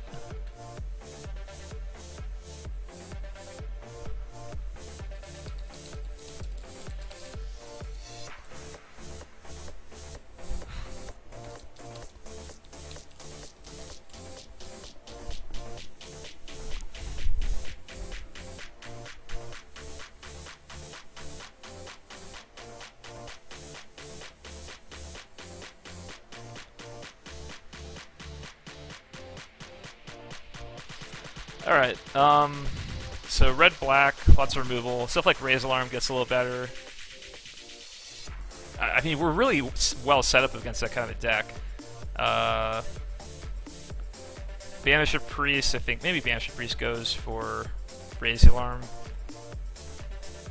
Banisher Priest is still good, but just go a little bit wider, I think. Like, red didn't get mass removal spells, or at least that many of them. Maybe Slack Storm. Like, they did cut Pyroclasm.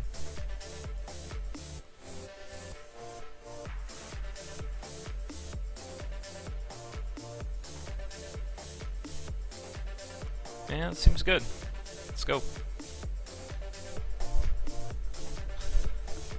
Yeah, he did stream shirtless a lot, and it's no longer allowed, so I would be sad if I were him. Like, there's a few Twitch streamers who are just known for being shirtless, and Travis is one of them.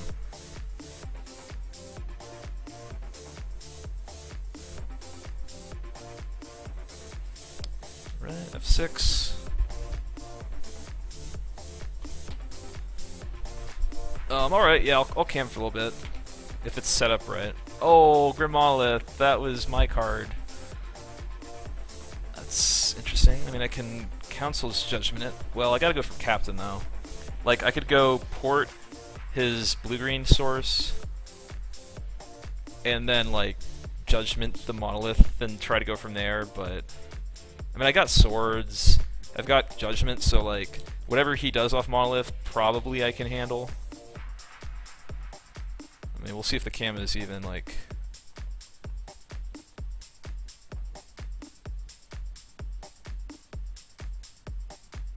set right. Days? Oh, he's got counters for days.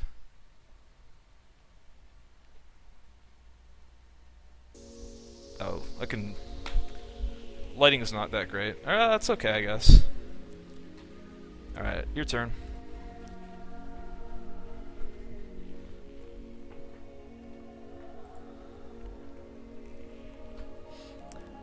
No, why would I do that, Ephro?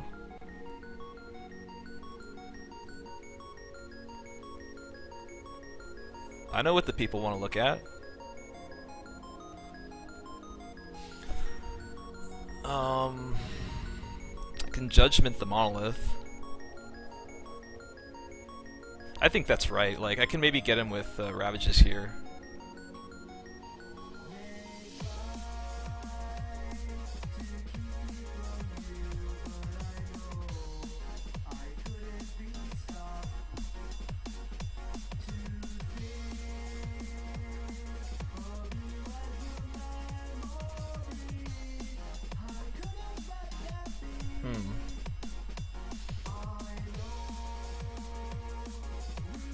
So I could play the port. I mean, I might want to go port later.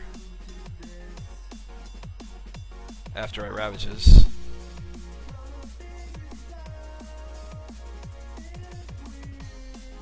Let's just go for port. Another thing we could do is Sovereign then tap.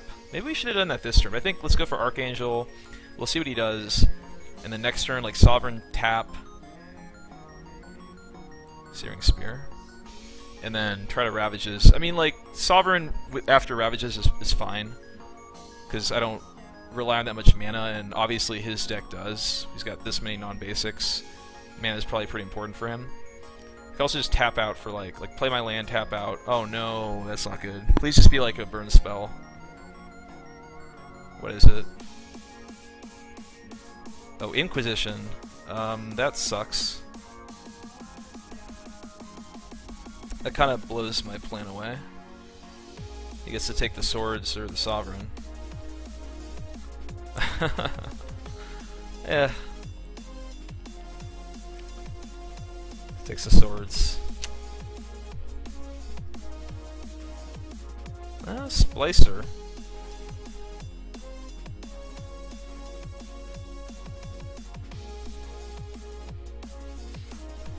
So, should I port or just splice? Definitely gotta go for planes here. I'm definitely splicing. And then the question, do we go Sovereign or port? Because if I port him this turn and like he doesn't play anything, I might just win from... And oh, if I draw a land, I can go for Sovereign after Geddon. So I think I just go for port.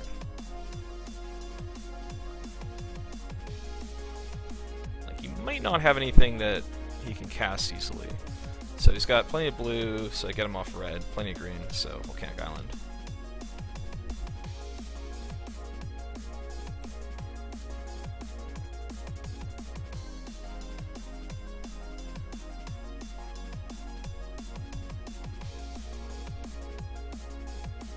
Well, he played a Swamp. I mean, he's not just playing that and about to lose to Ravages. Like Rel Zarek, that makes me want to have the Sovereign, but he needed a land for that as well, so... I don't know. Johnny.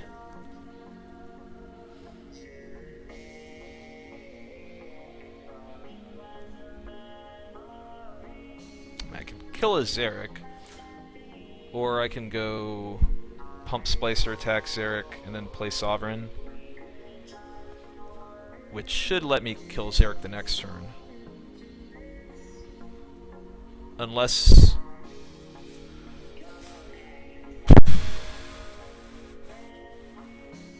I think I should just kill Zarek. And like, I'll put Sovereign out, hopefully it can block, otherwise he can like kill my Johnny, but whatever. If that happens, it happens. Because if I pump an attack, and then he kills my Sovereign, then he has Zarek versus my Johnny, and I don't really like that.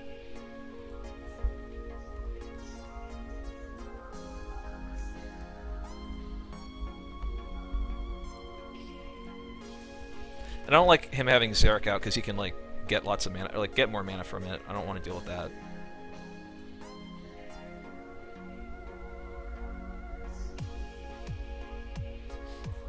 Dark Blast. Ugh. It's a beating.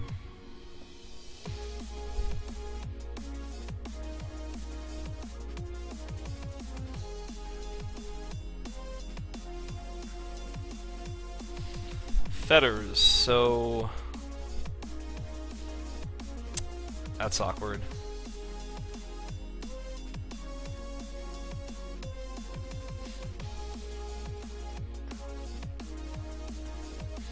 So I can Fetters his Bloodbraid and then hope to Ravage his next turn. But like... Let's see, he used a Swamp to Dark Blast. He drew just play land. It says one card in hand. I mean, like, it's possible he doesn't have anything and then I just win. I mean, that's kind of cool. But if he doesn't have...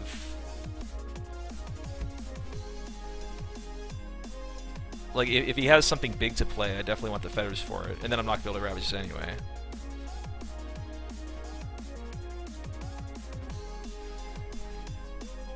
Well, he has Dark Blast, so that doesn't give me much advantage, Sortachi. Like, as soon as he draws a Swamp, he can just kill my creatures. And the option is just to sit back and tap. I think I'm going to go for the Fetters and just hope that that works. Either way, I have to deal with the Bloodbraid at some point. I mean, at this point, you know, he doesn't want to go for Dark Blast, but I'd be fine going for Ravages because mana is going to be so much more important for his deck with like all these different costs and stuff. It's going to be hard for him to recover from losing all those lands.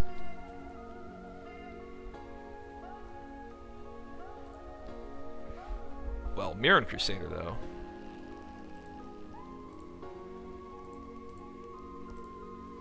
Let's go for that and upkeep port on his one. This is 2 black. Probably want to get the black-green. Like, double black compared to a double red. What do we think is more likely? Well, we've already seen Damnation, but could have double red. Could have like a dragon or something.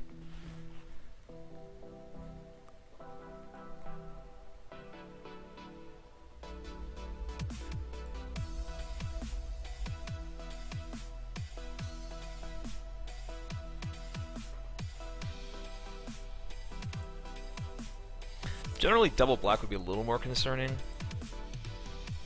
Let's go for the black-green.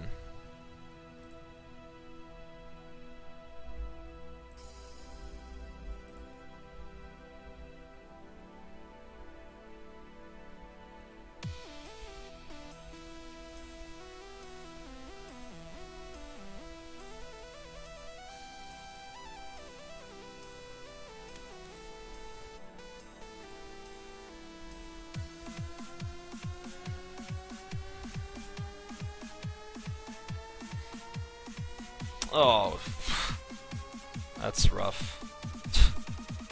Oh, shit, I should have just Gaddened. I should have just Gaddened, that was so stupid. Why'd I do that? Even against the Relic, I should just get in there and play Heights after. Well, now that I did that, I think I still Gadden.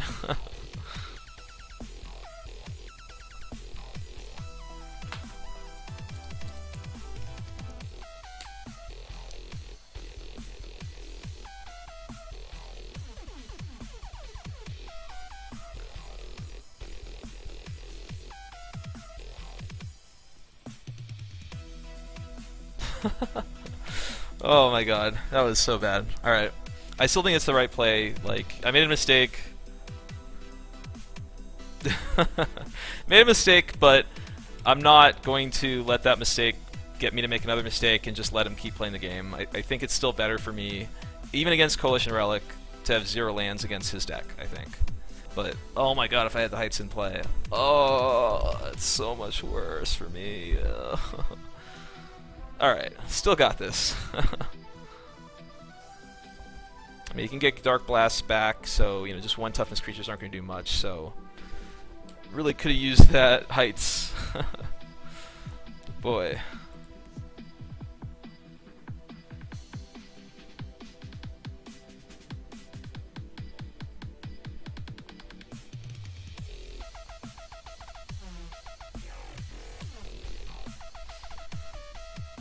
Could have Soldier out by now. How do I watch the clock? There's 16 minutes left. We're about to go to game 3.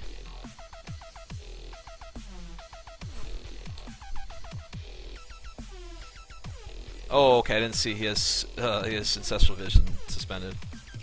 That's not good.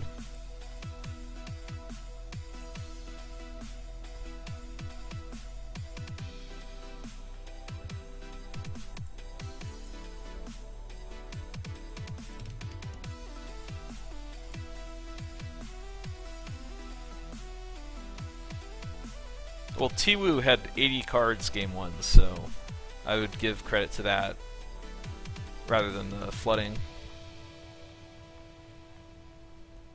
Hey! Success! Blanked on the Duress. Good for us. And okay, Dark Blast.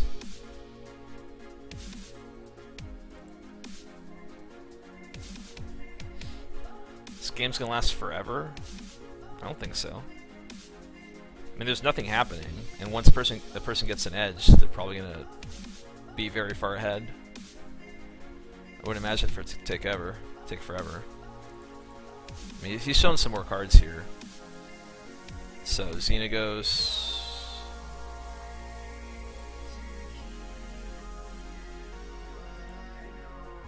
Worn Power Stone. He's got artifact mana, Slagstorm.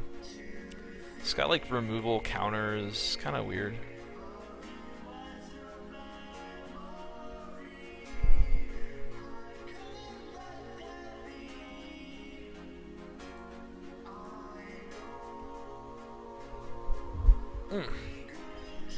Yeah, it hurts.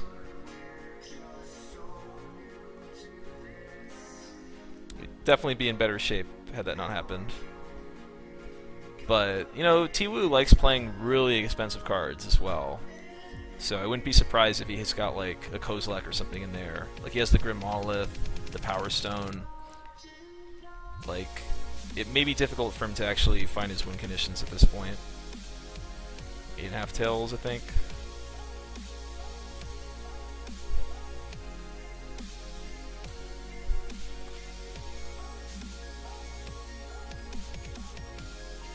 One, two, three, 4, 5, 6, 7. So I've got 9 lands left in my deck. Sorin Markov, huh? That's game. Let's concede. Alright.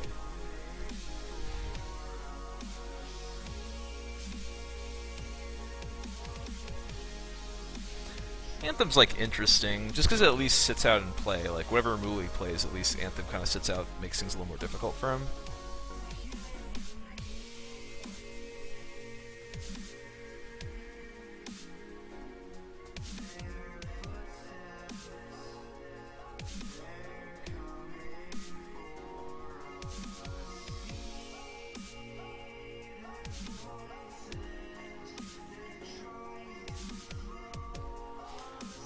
Raise Alarm looks a little bit weaker.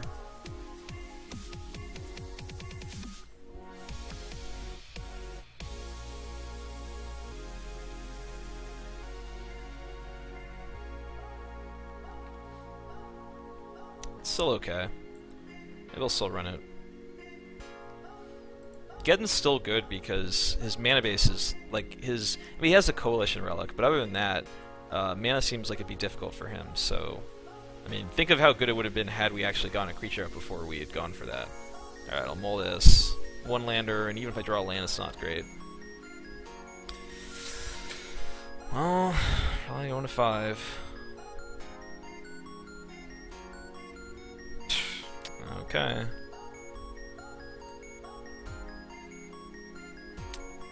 Alright.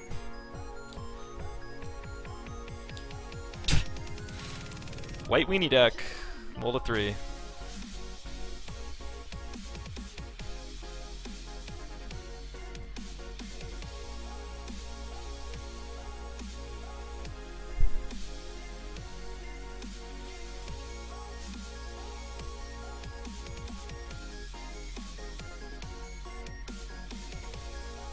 Not even attack. I don't want to lose my land.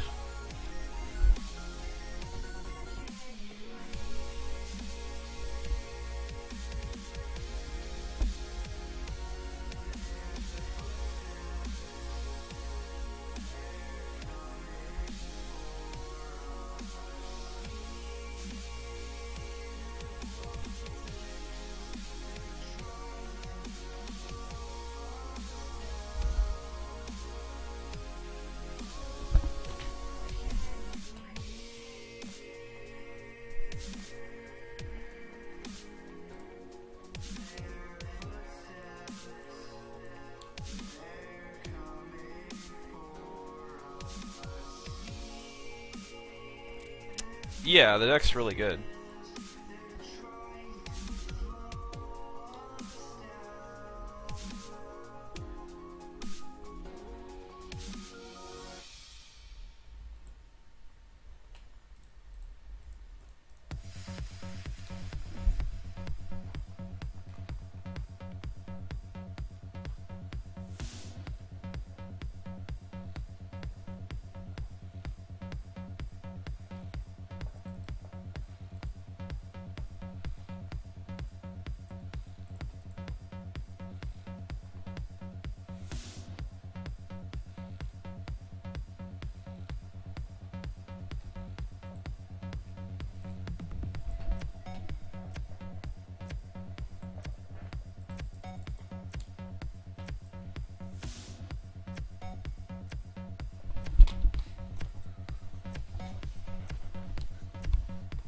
Yeah, I'm sore. I turn it off when I have to change positions.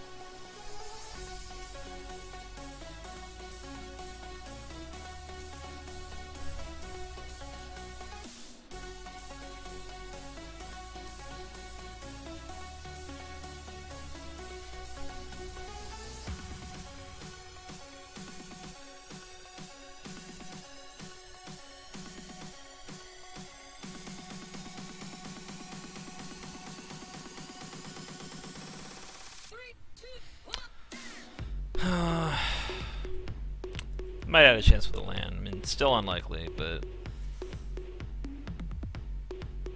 not really a chance now.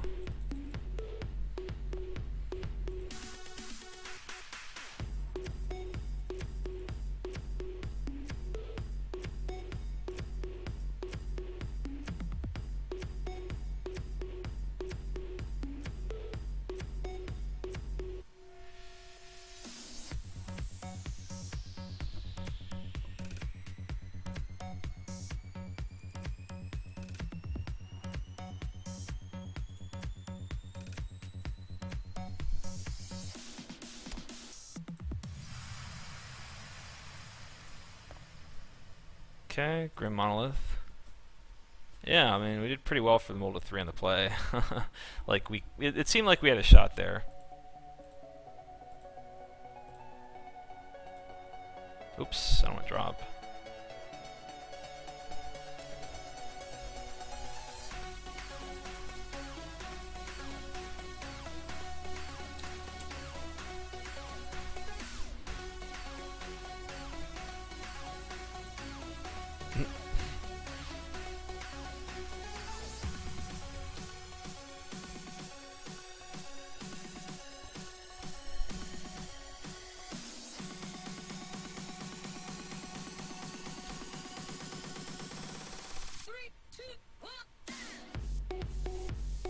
Yeah, see, actually, Cube is a high variance format, and more so than Cons, because sometimes I go 2-1 and sometimes I start 0-2.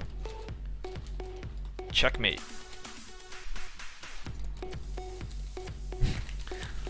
Wow. So, all right, we'll try to win the last one.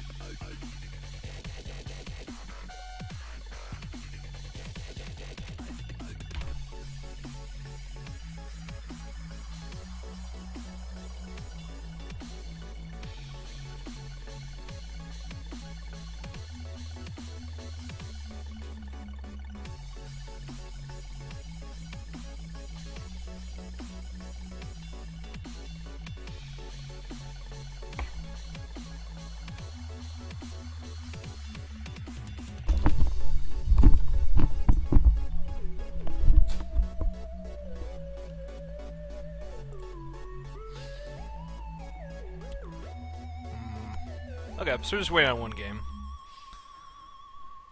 Greg and Tom. And they're both 0-2, so we face the loser of that match. Cool. So, I mean, look, I can still 0-3, but we're going to face the loser of that match, and we're probably just going to beat the shit out of them with our deck, because it's ridiculous. So, that might be a little unfair. Or I could lose again, but just saying, there's a possibility that they get beat by a deck that should not be in the 0-2 bracket. It's just a possibility. Tom's double queuing. Okay. Snap calls Great Hatch. He is a pretty entertaining stream. Excuse me, he's really good at like using clips and stuff, though I wonder is... haven't seen his stream in a little while.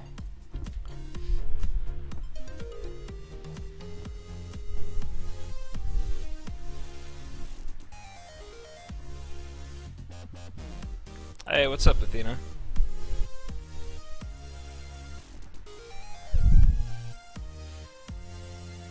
Yeah, I need you here.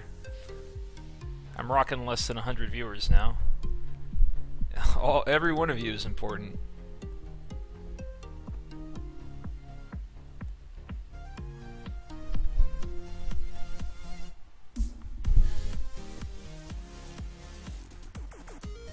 What do you think you're going to stream next?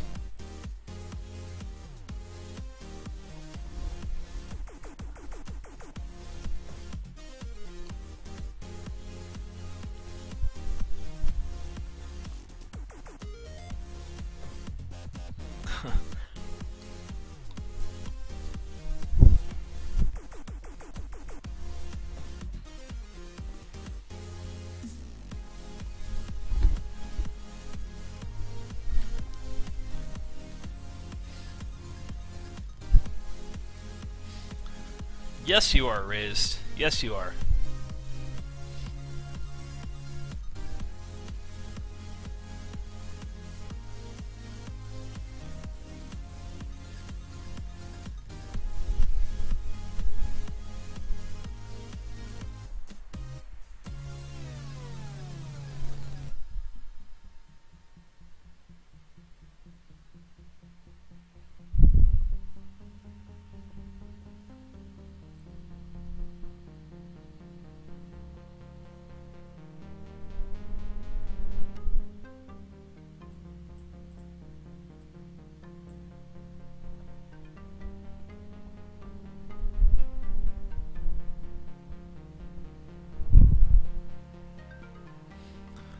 What's up, Frozen?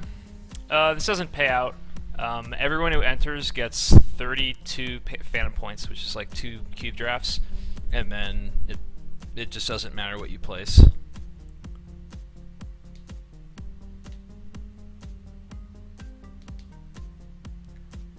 Because it's not about winning. It's about promoting a good product made by a good company.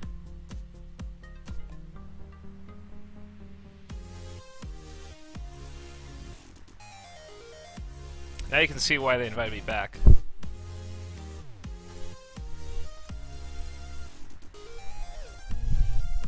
That is the greatest thing I have heard in a while, Athena. Really, how much are they?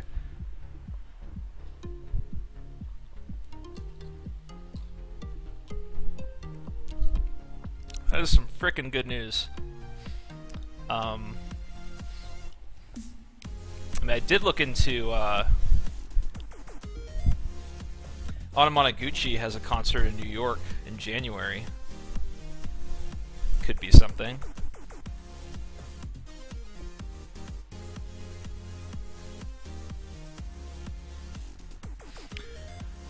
Oh, right. Yeah, when this actually comes out. I mean, it comes out on the 19th, and depending on what queue you enter, they'll give packs of Vintage Masters and Phantom points.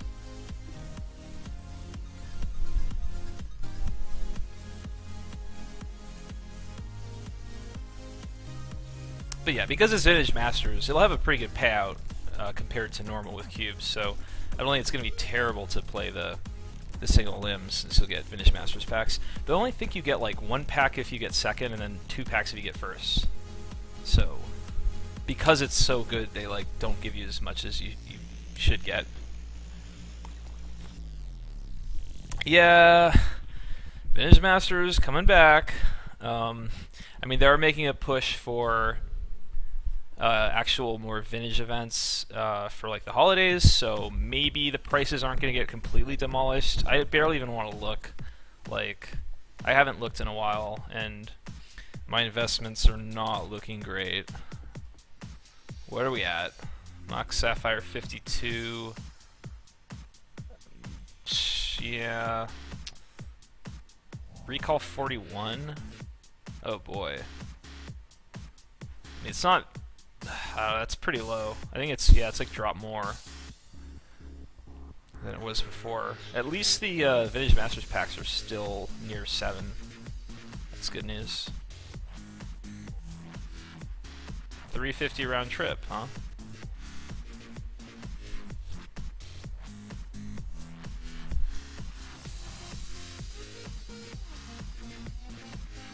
You missed the first time? So like you haven't seen me draft Vintage Masters? You've been missing out, fool.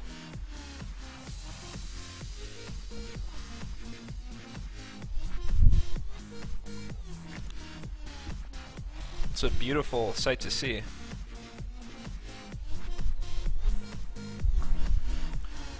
What isn't a beautiful sight is these prices for all these Vintage Masters cards, so I am going to leave the trade area.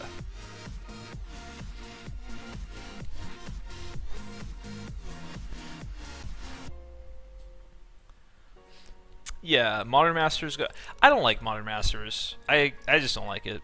So I don't even think I'm touching it when it comes back. I don't think I'm going to do a single draft of it. It's not like it's the worst format ever. I just don't like it. I don't win in it. I don't get it. I feel like you kind of get locked into archetypes. I don't know, but and it's expensive.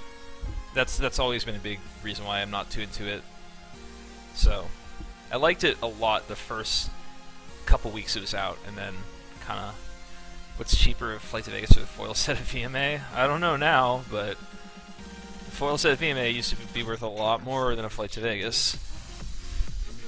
Are you saying that I have to choose between Elantris coming to Vegas or my foil set of VMA? And that if I choose the foil set of VMA, I'm somehow a bad person?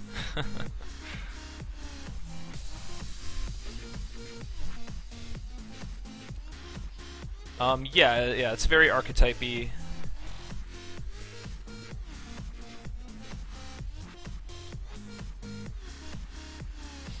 Like the Vintage like VMA compared to MMA, I think VMA there's a lot more room to like do like 4-color control decks and stuff. I mean, there was the 5-color deck in Modern Masters, but I just mean like I don't know. There's more room to like find things. Like you draft a rare and you can draft around it, which I thought was a lot more interesting. And I just prefer the cards that are in the format to Modern Masters cards. I choose the foil set. There's a foil Black Lotus in there. A foil Black Lotus. That's not even like a real thing. They've never made a foil Black Lotus in real life. I mean, look at it.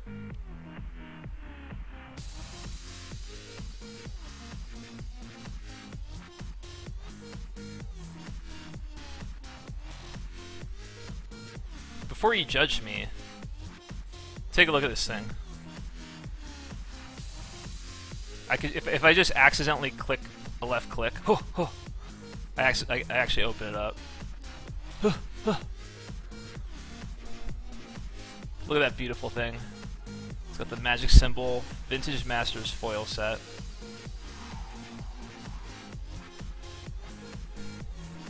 Completely sealed. Alright, looks like next round's coming up. Oh.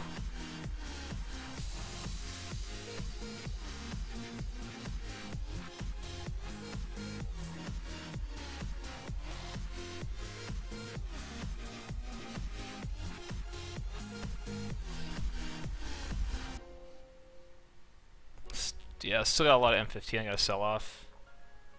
Not that much cons, but I have not been doing well cons, so I only have 11 packs left. Wow. That's pretty sick. I might have to start like buying cons packs.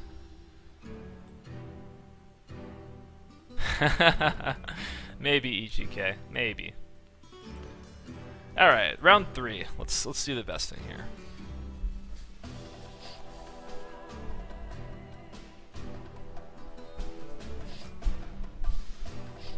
If you accidentally click, it gives you... Oh, is that the case? So you've had a foil Vintage Masters set thing that you've chosen to not open, and you know that that's what happens? That's how I'm feeling, Spencer. Foil set worth more than anyone currently alive. Wow. I don't know. Athena's pretty special, though. Just not like foil special, because those are hard to come by.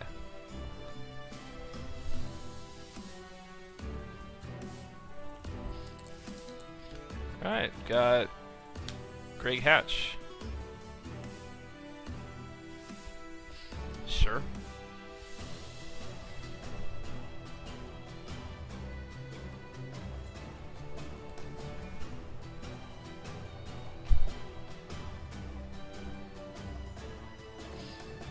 Hope not losing my Mutavault here, and I hope I don't draw any more lands. I hope he doesn't have any answer to my Crusader.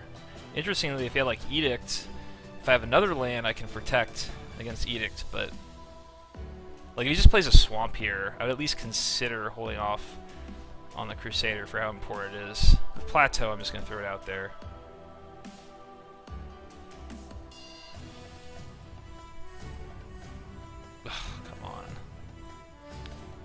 Go. Save the Judgment for whatever his actual big cards are. You might get a Black Lotus tattoo if it's shiny.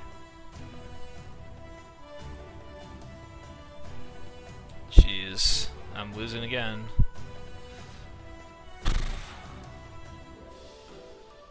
That's a good draw.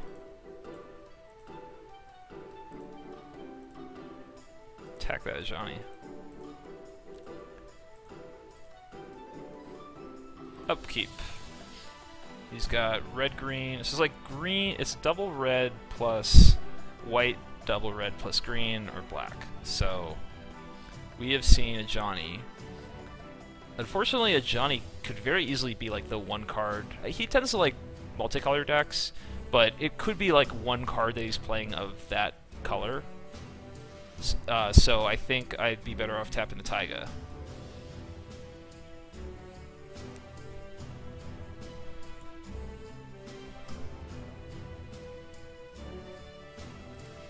Like, if this was a weaker white card, it'd be more likely he'd be playing more white cards, but this could just be the only white card. And he's 5 colors. Deep Analysis. That's not good for me. I mean, a lot of this isn't good for me. Now we gotta tap the island down to keep him off Analysis Flashback. And we drew another Plains. This is pretty dumb.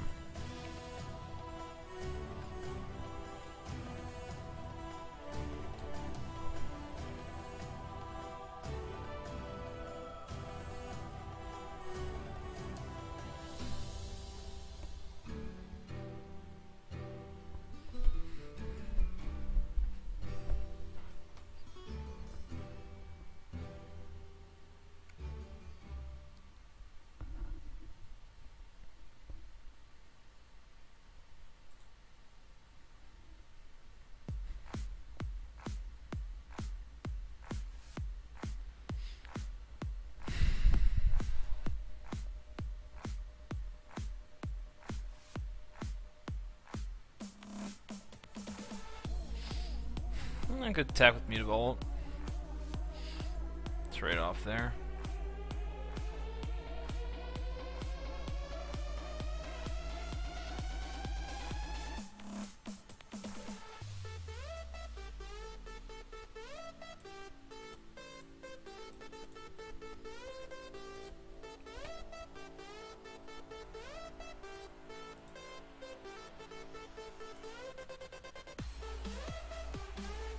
don't think there's a reason not to. I mean, maybe he just leaves back the Strix for a while, but there might be a target that he cares more about than the Mutavault later. And then also the Vanguard, I mean, I can send that in and not send in the Vault next turn, but I might be missing out on some damage potentially if I'm trying to protect the Mutavault.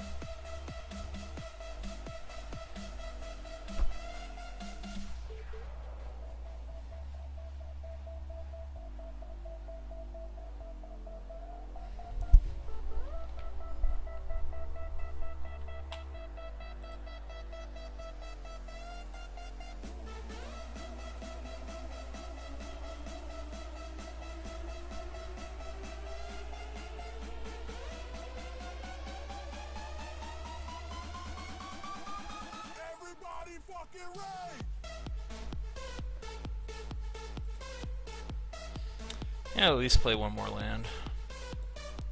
And then this is where I'd stop.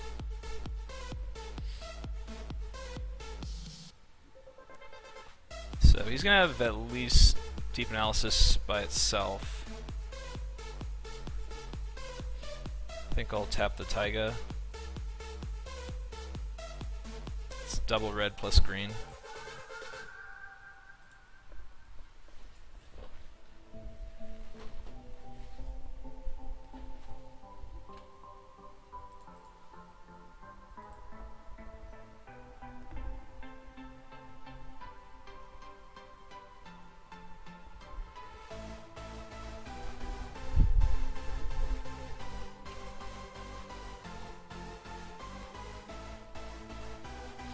It's good.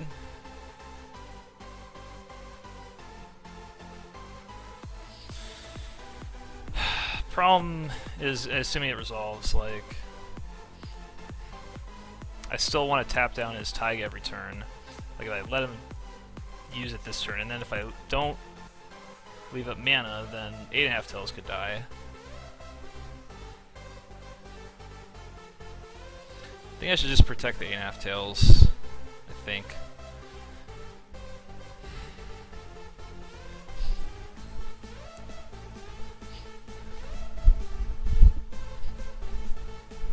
Oh, cool.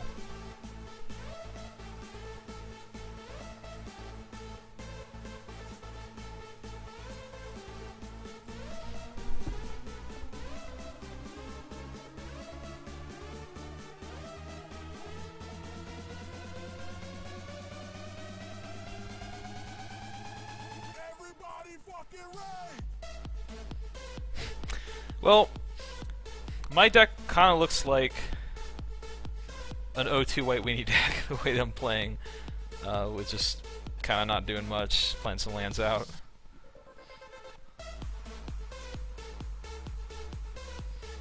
If he doesn't have a counter spell and I draw Geddon, I could come back here.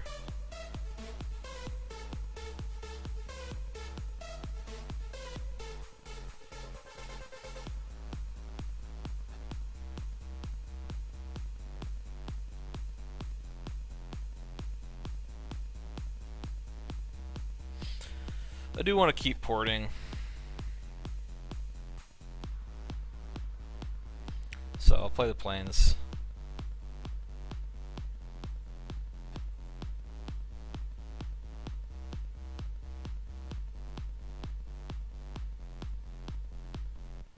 Yeah, it's possible he doesn't even have green mana, like he doesn't even have a green card in his deck, that he's just using the Taiga with some fetch. Would be interesting. Intuition. That probably isn't good.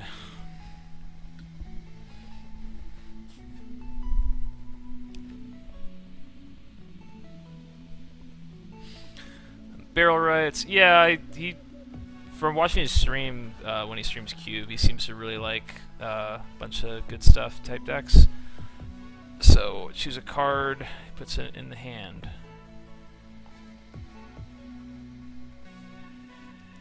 Let's give him Grave Titan, I think.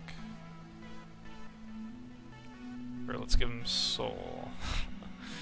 Does this? How much does this matter?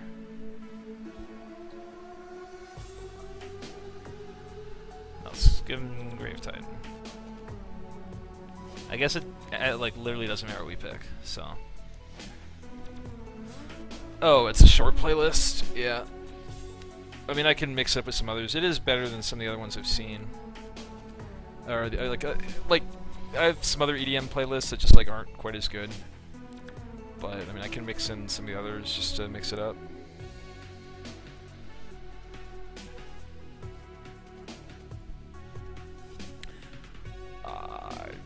I was gonna concede. Yeah, we can go Batterskull on the guy, but I just think it's game.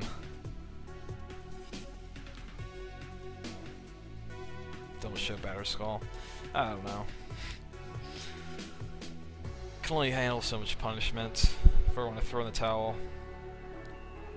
Banish a priest, maybe go. Path seems kind of good against. Well, he's 5 colors though, but seems decent against him like Unburial Rightsing stuff back and just exile stuff, or like his 6/6. But I guess everything I have kind of deals with that. Like all my removal spells will deal with them anyway, so it doesn't really change much to put that in. Raise the Alarm. This is good with Heights. I've played against just like all these early control decks, that's it. Now let's put Raise in for the Priest. Haven't faced a green deck.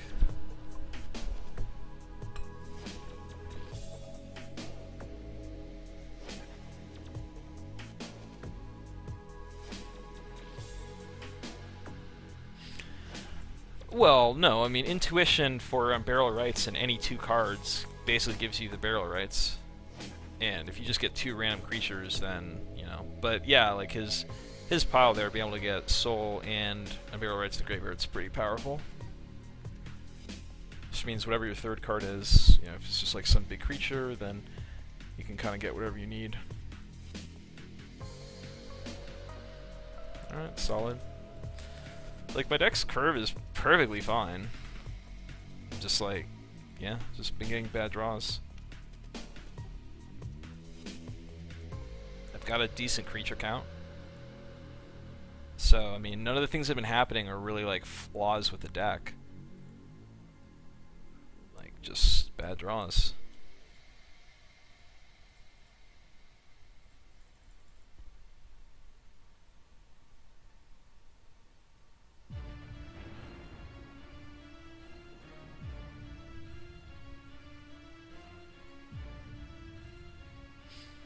We'll go with 8.5 over Mutable Attack, of course.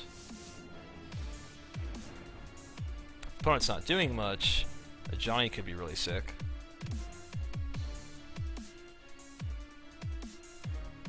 Could have like fire. Well, he would have killed the Legionnaire, so he doesn't have that.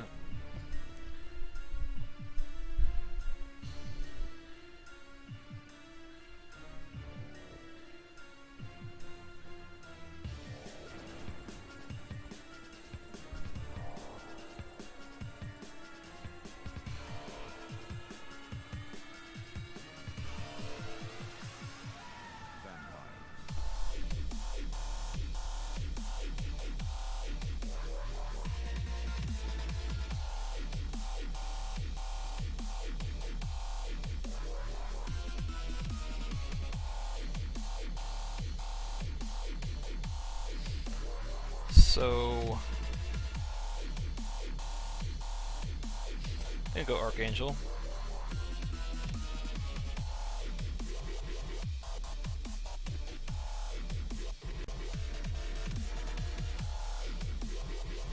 Two extra damage this turn, and then another creature out for Johnny.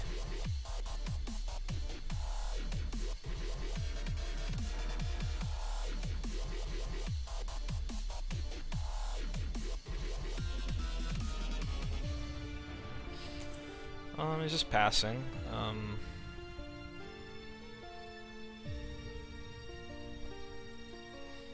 Could be like Resto Angel. Sort of like a Johnny minus, attack both.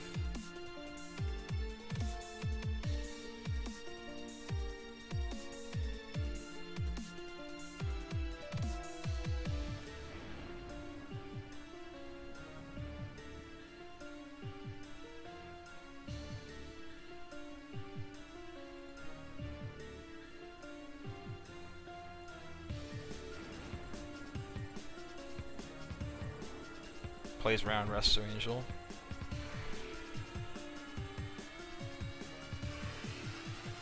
There's various, like, just, you know, kill target creature, bounce stuff type things you could have, but the rest are something I could maybe play around. I mean, I'm not playing around it, I mean, I'm making, like, a solid play that also does well against it. I feel like it's relative. Okay, bounce. So, no heights going off next turn.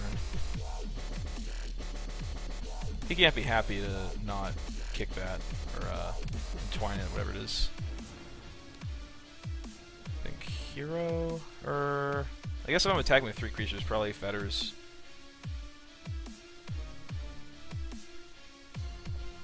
Because I can use it on whatever I attack into.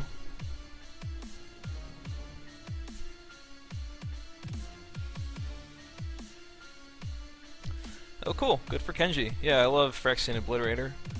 I think like a heavy black deck would be pretty fun in this format. There never were vampires, and I hope there are never going to be vampires.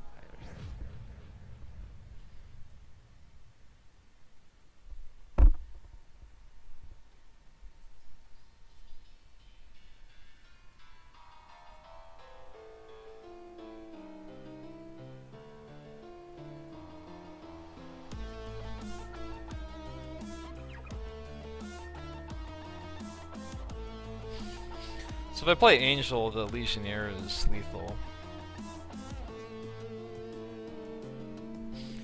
And, I mean, if my opponent just plays a creature or something like that, I can O-Ring, activate Mutavault, attack for the win.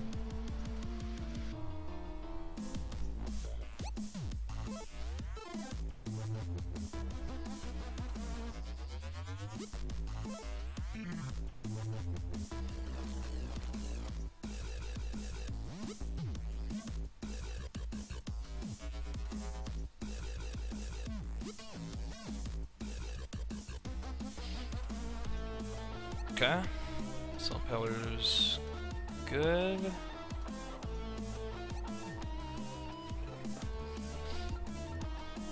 Journey.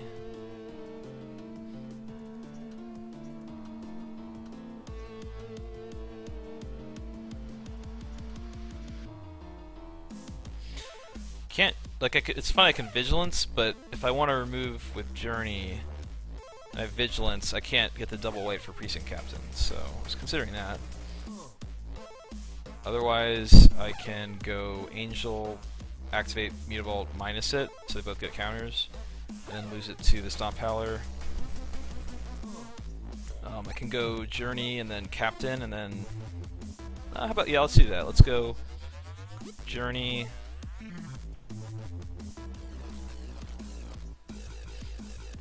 Captain, activate Mutavault, minus a Johnny.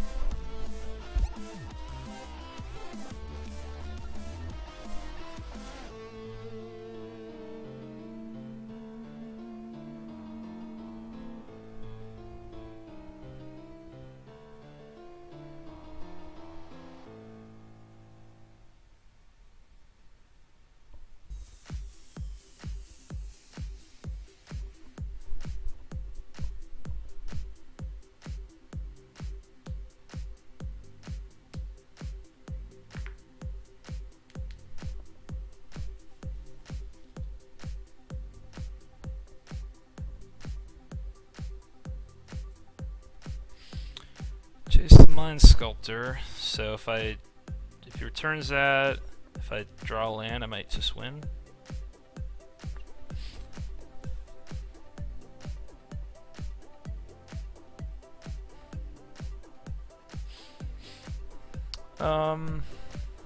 We can activate Mutavault, attack Jace.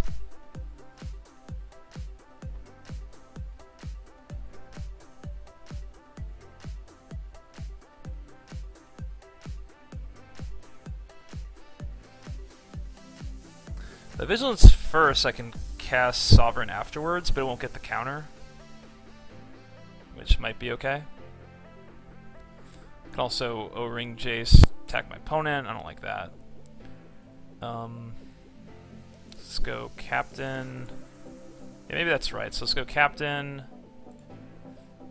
Activate Mutavault. Minus Jace. Attack. Sorry, minus a Johnny. Attack Jace. Play Sovereign.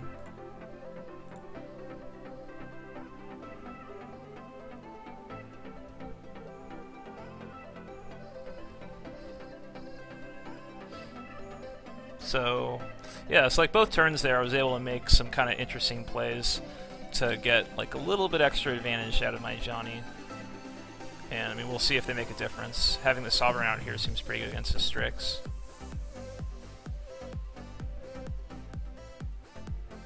And any other creatures you'd want to play? Intuition? I mean, just to check the deck in case? Or can he get 3 cheap removal spells and like even then I should win? Yep. Alright. Down to game 3. Yeah, we don't want Priest. Anthem might be reasonable. He's got, I mean, it's gonna kind of go against Fire and Ice. This protects stuff from getting hit by that twice. We still just want to get like a high enough creature count. Ravages is fine. Fetters is fine. Oh, Dex just seems fine. I just don't know why. Why are we not crushing people? It's bad draws, I guess. Alright, later, Spiral Prince.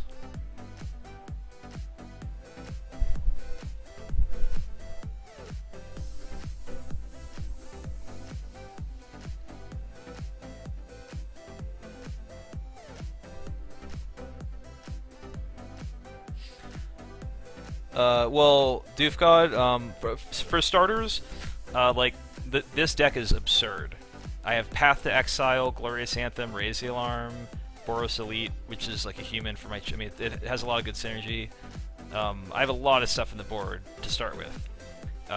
Now, for this matchup, yeah, I'm leaving the Banisher Priest in the board. He's got guys that have come to play effects, he has a lot of removal, and so I prefer other stuff.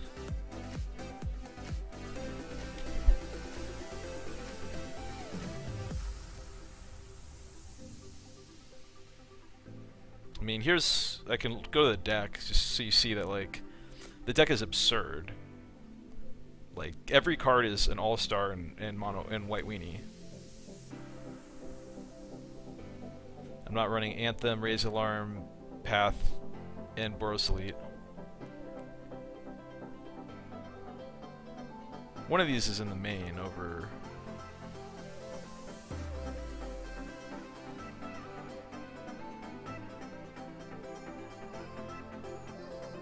Or, oh wait, yeah, I mean, the Banisher Priest is in the main, yeah. Yeah, for sure, right, Doofgod. It's like, it's like the absolute nut mono white, so... Hey, what's up, Keats? Oh, for sure. Yeah, the lack of swords, yeah, it hurts winning strategies. Yeah, there's GT, which people are picking up anyway, but I would agree with that, but I do think that the white, you know, it can handle not having the swords because it just has so many more Anthem effects and has more token makers. Token makers and Anthem effects is like a really powerful combination because, you know, you get the bonus to multiple creatures and so you're getting more value for your cards, if that's not obvious enough. So when they really support it, then it gets really good. So, I mean, I've been getting unlucky lately.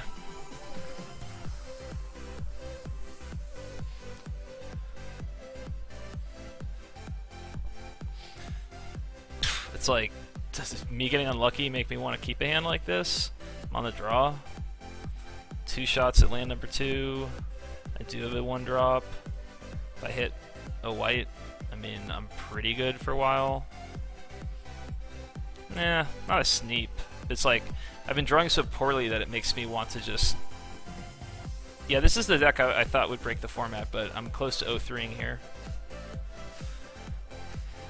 I mean, the 6 is going to be pretty solid too, in general. I just have been getting bad draws, so like, I still should expect a 6 from this deck to perform pretty well.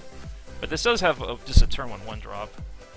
And then potentially, like, my best 2 drops, so I think I'm going to keep it. Hope he doesn't have Fire Ice. Hope I draw my lands.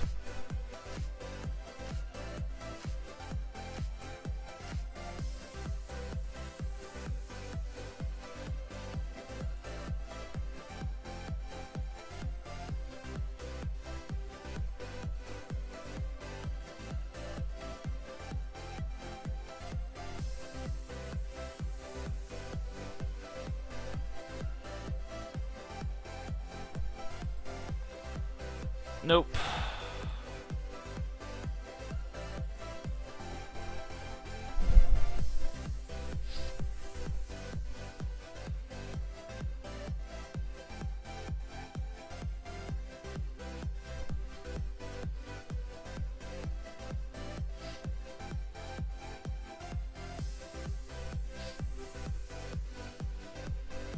Well, I think the mono red decks were broken in that sense. Oh boy.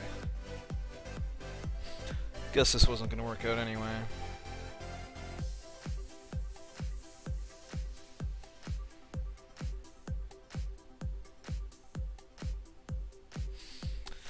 Do I just journey that, or do I go for 8.5 tails? I think I journey that.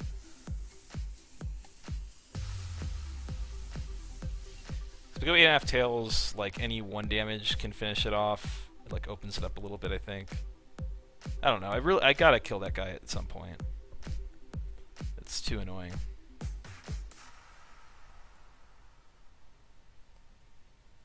That's good.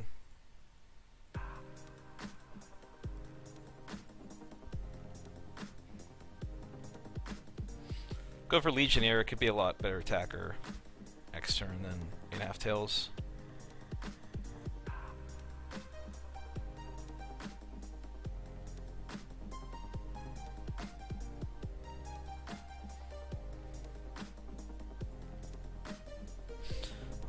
Alright, we got a shot.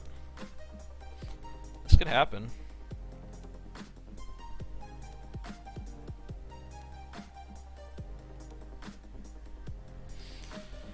Wonder if I go for the Hallowed guy now.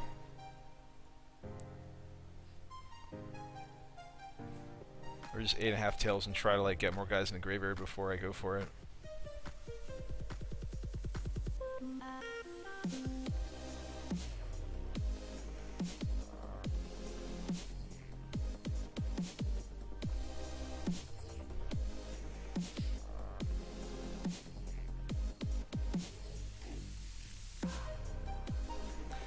I mean, getting 2 1/1 flyers is certainly good here, but I mean, there's probably, I could get more by waiting. I'm gonna go for 8.5 tails.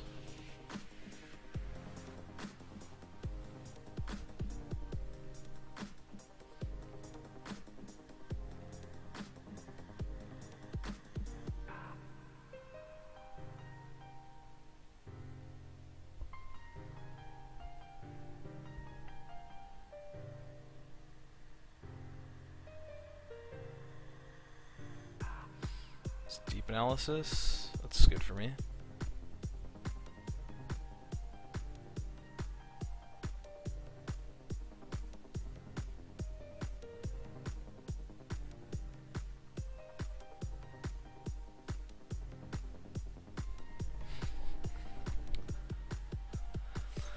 Oh, the music is, it's an EDM no copyright playlist from YouTube.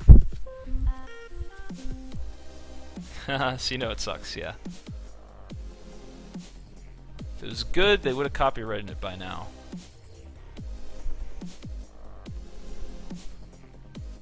Like Grave Titan.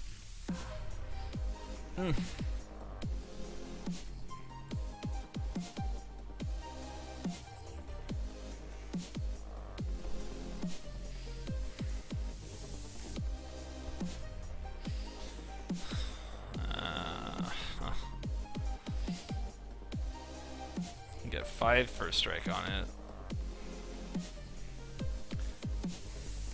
Kind of have to just go for this guy.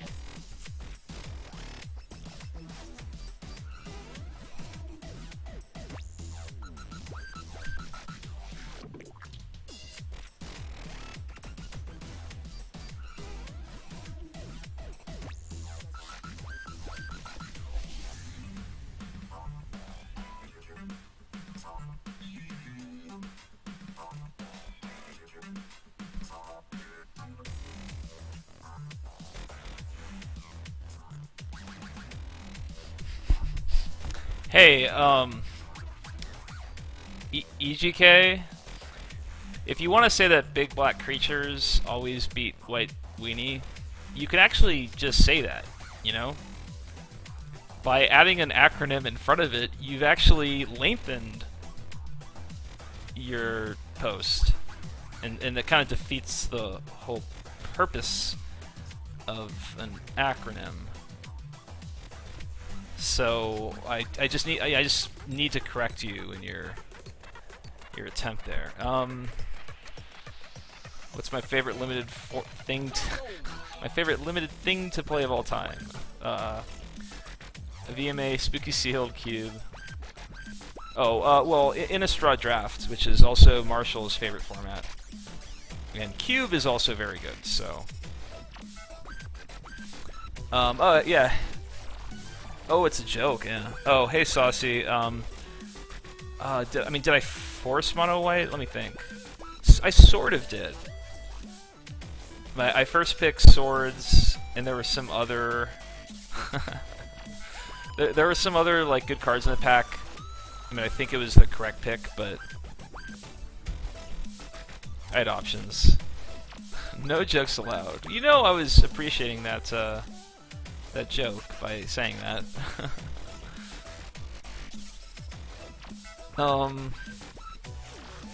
Ooh, clever. So, deluge for 1. My turn. Can't even draw land. Captain provides some defense here. Right. So, yeah, I mean, like, I didn't force it in the sense that I was, like, clearly taking weird cards, but, like, I took the swords, and then the next pick I took Batterskull over Treachery, and, like, Treachery is a better card, but Batterskull leaves me a little more open to White Weenie. I mean, had I not been wanting to force it, then it's still pretty close. I might take Treachery there in that case. Probably would. Wait, so he's gonna get back his Grave Titan? So that's what's happening? So I have to like win really quickly? So that's what's happening? Oh, all I have to do is just Armageddon and then he can't get it back. Why didn't I think of that? He gets to counter it though.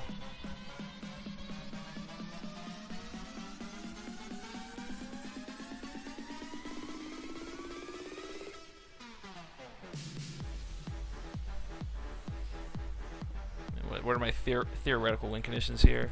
Probably going to start with Hero, because it does do so much damage by itself. Yeah, I'm about to be 0-3.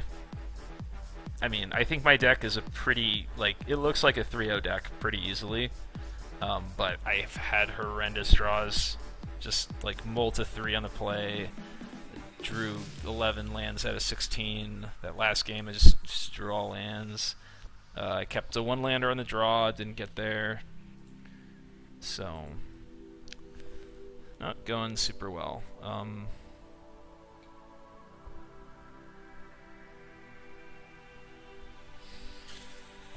And do I even chump here? What's my yard like?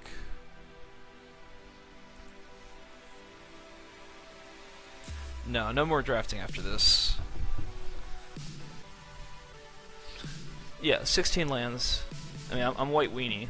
My curve ends at 5.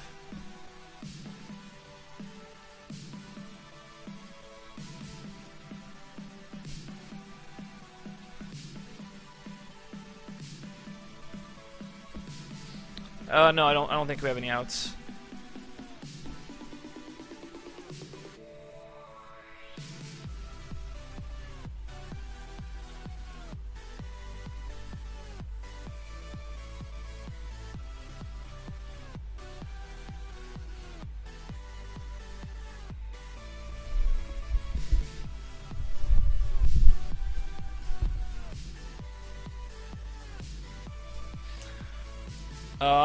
I'm playing the second day. Yeah, well, yeah, there are a couple cancellations. Kibler and I think one of the WotC people.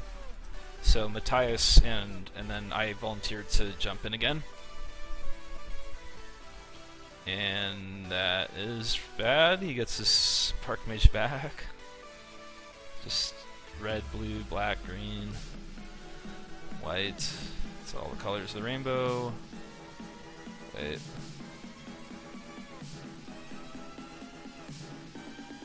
There we go.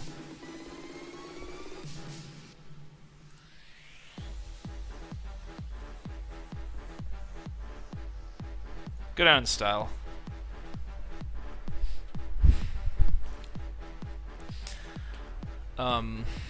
Right, yeah. I mean, I wanted to be White Weenie. I took some picks where I was like, I'm angling towards White Weenie.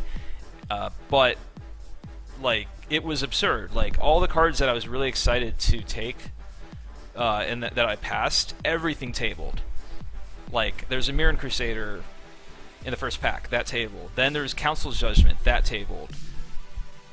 Everybody tabled. And then, I mean, like, the entire draft I had my pick of everything. So, you get 32 Phantom points for playing in it. So, it's like getting 2 free cube drafters. Two free cube drafts, so that's worth it. I don't know if I got an extra 32 for playing this one, but maybe I can like check my Phantom points, see. Hopefully I got an extra 32 for this, but it's possible I didn't.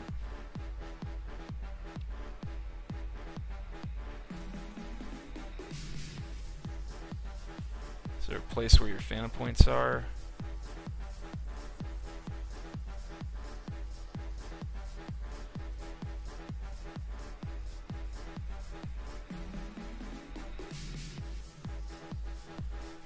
Here.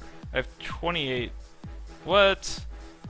How do I have 28 Phantom points if you're supposed to get 32 from each?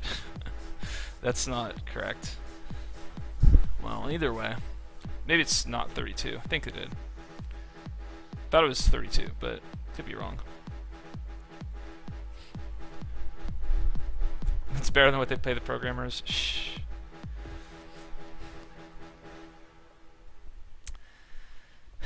Yeah, alright. Okay, so that's the stream. Thanks for watching. I did have fun getting to draft the Legacy Cube. We'll see. I'll draft it some more. I do think that... No, I don't have... those are Vintage Masters boosters. I don't have that many Modern Masters. Open some boosters. Oh, not cool.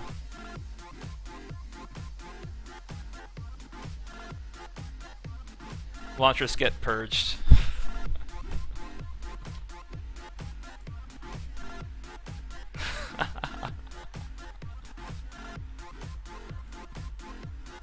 Efro get purged. Alright, okay. That's it for the stream. Thanks for watching. I'll be back again soon. Do some more cons drafting. And yeah. Then Legacy Cube is coming up in a week, so I'll be drafting a decent amount of that when that's up. So, thanks a lot for watching, and I'll see all you next time.